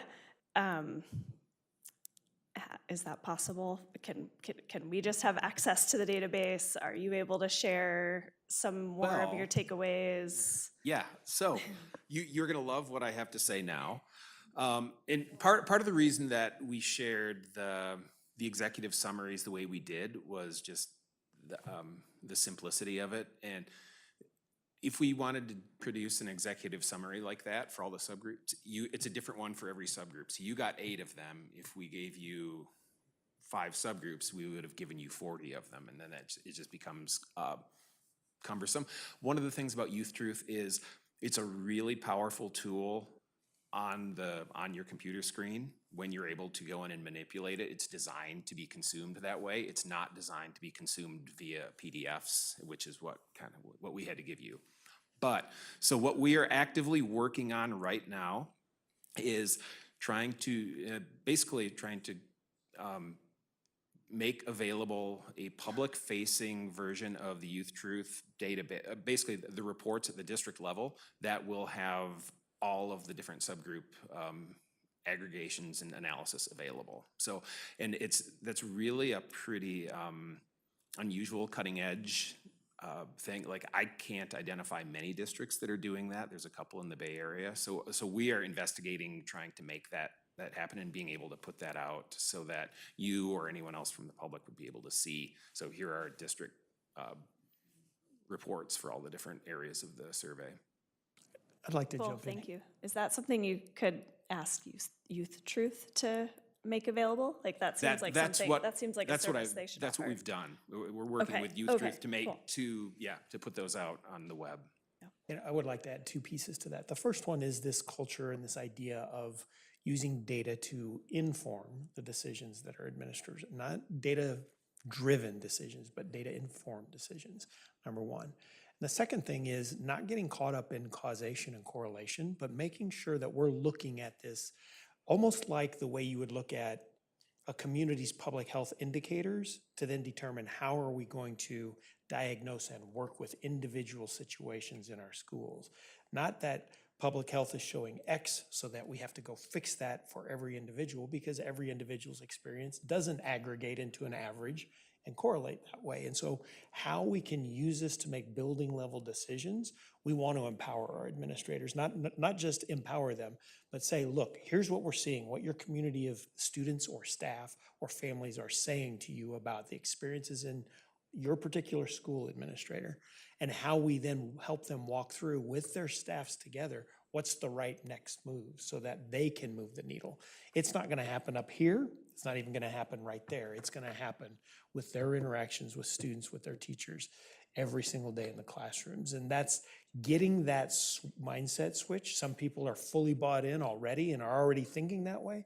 And some people, for them, this is new learning. And so how we set that as a bar of expectation across the district, that step we talked about is, number one, as leaders in the district, it's our job, first of all, to model that.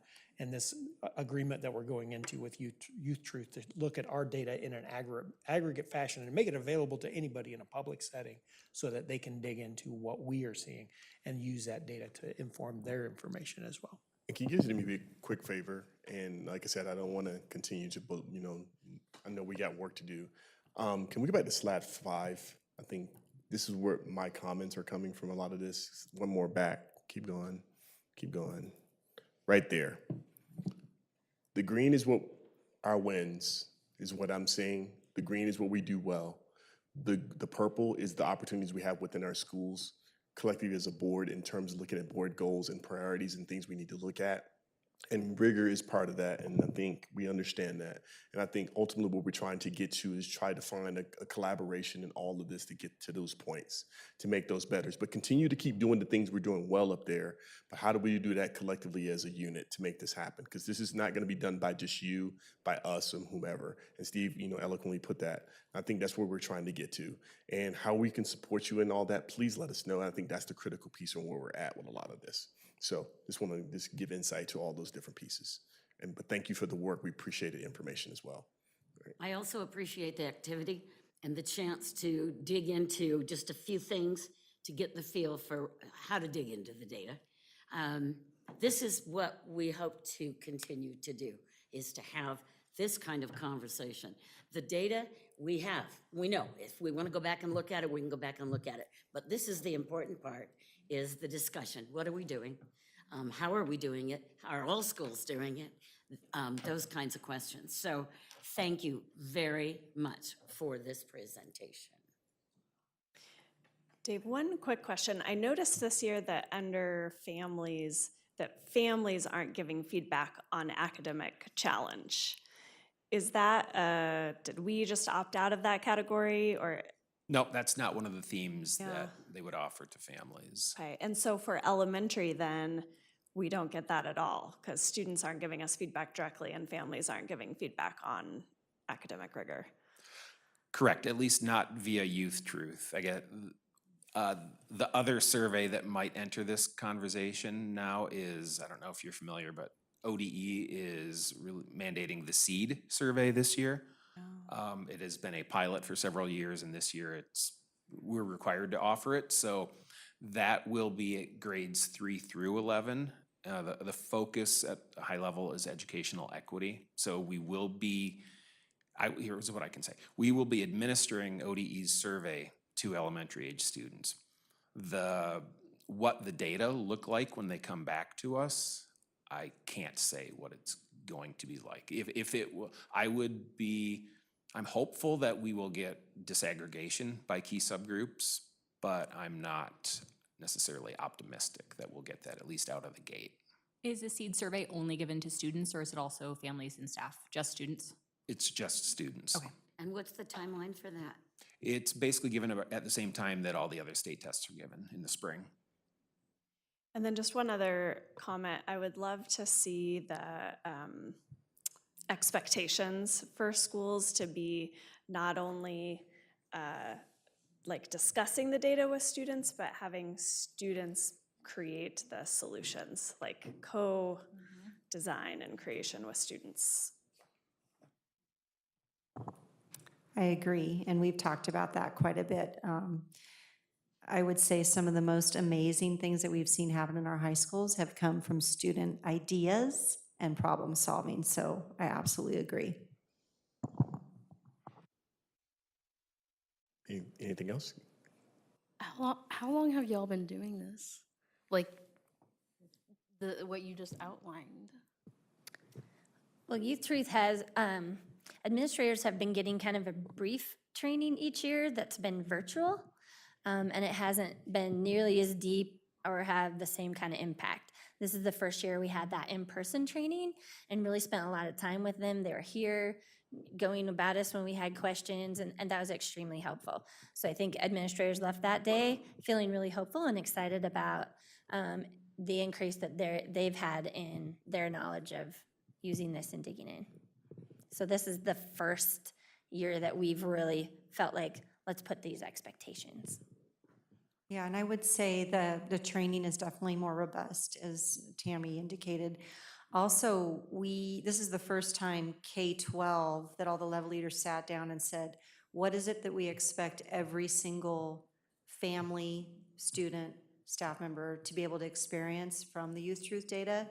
And so I would say previously, we've probably had pockets where some schools were just doing a great job, others were maybe sharing some things, so we thought we really need to work on consistency. So that's been a focus for us this year that we want to continue moving forward. Probably get a little more prescriptive down the road, but we definitely want to be more consistent K-12 with all of our schools. I just want to remind us that this is another one of those areas where we're navigating a tight, loose kind of hold. And this is, we step into this. We've been doing Youth Truth since, I think, 21 was the first year. And every year it becomes a bigger driver of decision-making, and that will continue. Not Youth Truth, but data being used to help make more informed and effective decisions is a priority to this team and to our leadership and our administrators. And they know and recognize that and understand that and are also embracing that. Just a quick question. Do they give the same questions every year, or do they change the questions year after year? The questions are 95% or more the same. They do occasionally field test new question. Like last year, we got a whole series of questions specifically related to mathematics. This year, there were some questions related to civics, public participation, something like that. So there are little variances like that, but that's not necessarily consistent from year to year. And then the other part about Youth Truth is there are 2 add-ons that we're able to do with students. So what we've done is student voice and leadership and inclusion as the 2. And we can only use, they have maybe 10 or 12 different add-on surveys. We're limited to 2. So we have to kind of pick and choose and prioritize. And like in the first year we did this, we did student mental health. One of the reasons we moved away from that was because we have the student health survey from OHA, which gets into some of those types of questions. We didn't want to duplicate too much, so we pivoted to the student voice and leadership. And so. Well, and the reason I asked that question, because you said that, you know, schools are looking at this data and they're kind of picking a couple of things that they're going to be focusing on and working on. So are we going to be measuring the change year over year on the initiatives that they're working on? And will that data be presented to us kind of next year at a broad level at the board so we know if progress is actually being made? I can say Youth Truth data will definitely be presented next year. So as principals and building teams, leadership teams are designing what their kind of targets are and what their action plans are, not all of them are Youth Truth based. And so there are pieces, I guess that's why I shared that that they are using this to sort of set intentions as they move into the next year. That doesn't mean that growing Youth Truth in this area specifically with this question is the goal. But there is like a sentiment that you can sort of gather within the narrative components that Youth Truth provides that some of our more quantitative measures don't provide in the same way. And so I guess I would say it's less so tightly tied to Youth Truth, and it's more, an additional tool that might cause us to say, wait, that doesn't seem right. Let's unpack that a little bit more.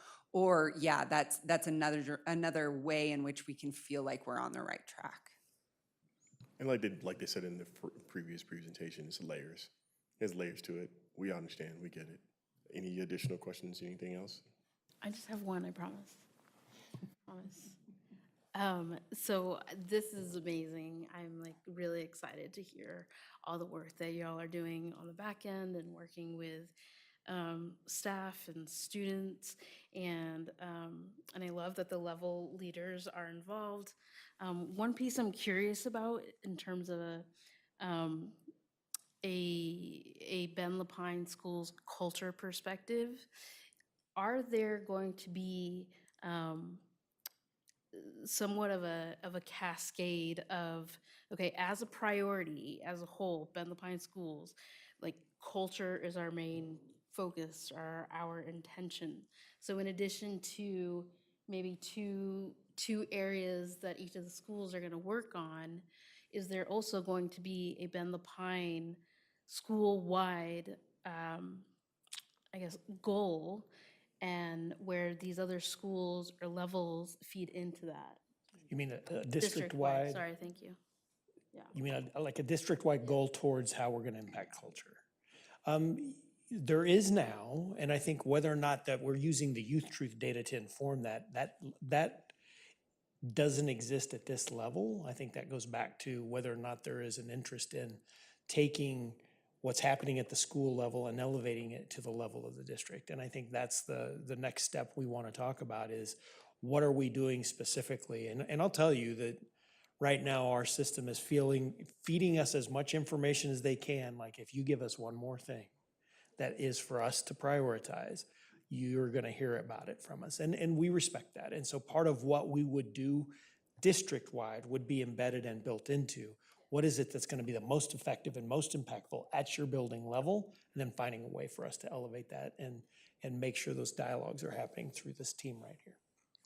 Yeah, exactly. Like, I mean, like I said, I love what I'm seeing, and the next piece is just what does that alignment look like, or what will that look like? And so I'm really happy to hear that that's coming down the road. Yep, it's absolutely. And Keena, that is spot on when you talk about clarity and alignment of those expectations and how we're pulling people kind of back into like, let's get into a reasonable spot of tight loose. So it doesn't feel prescriptive from the top. That's not effective, and we know that. Nor should they be doing anything they choose to do. And it's like, how do we meet them in that conversation and use the data that we're getting to help inform the decisions that are going to be the most effective for kids?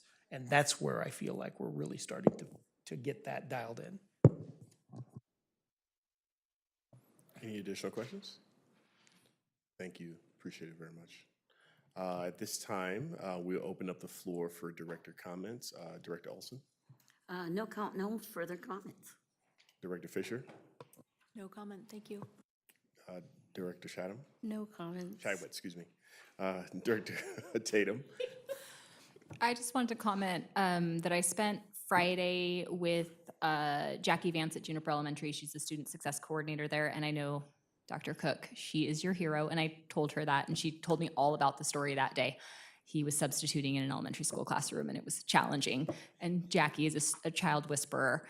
But you know, it was a really amazing day seeing just what goes on in our schools every day and working with someone who is working with the kids who are experiencing the biggest challenges.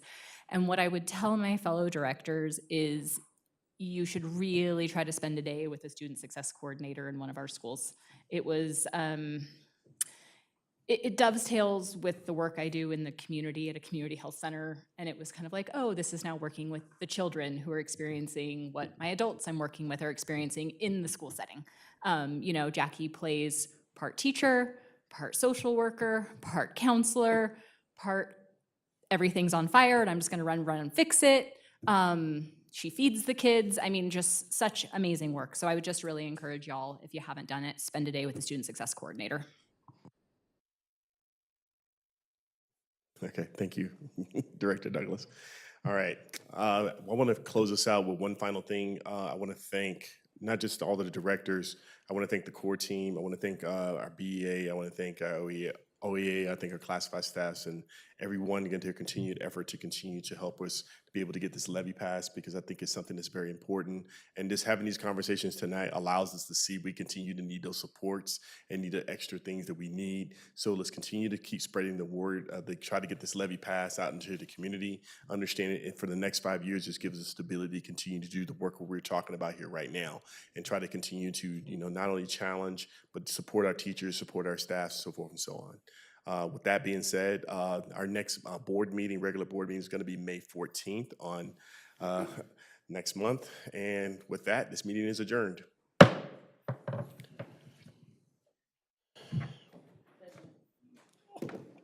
Yes.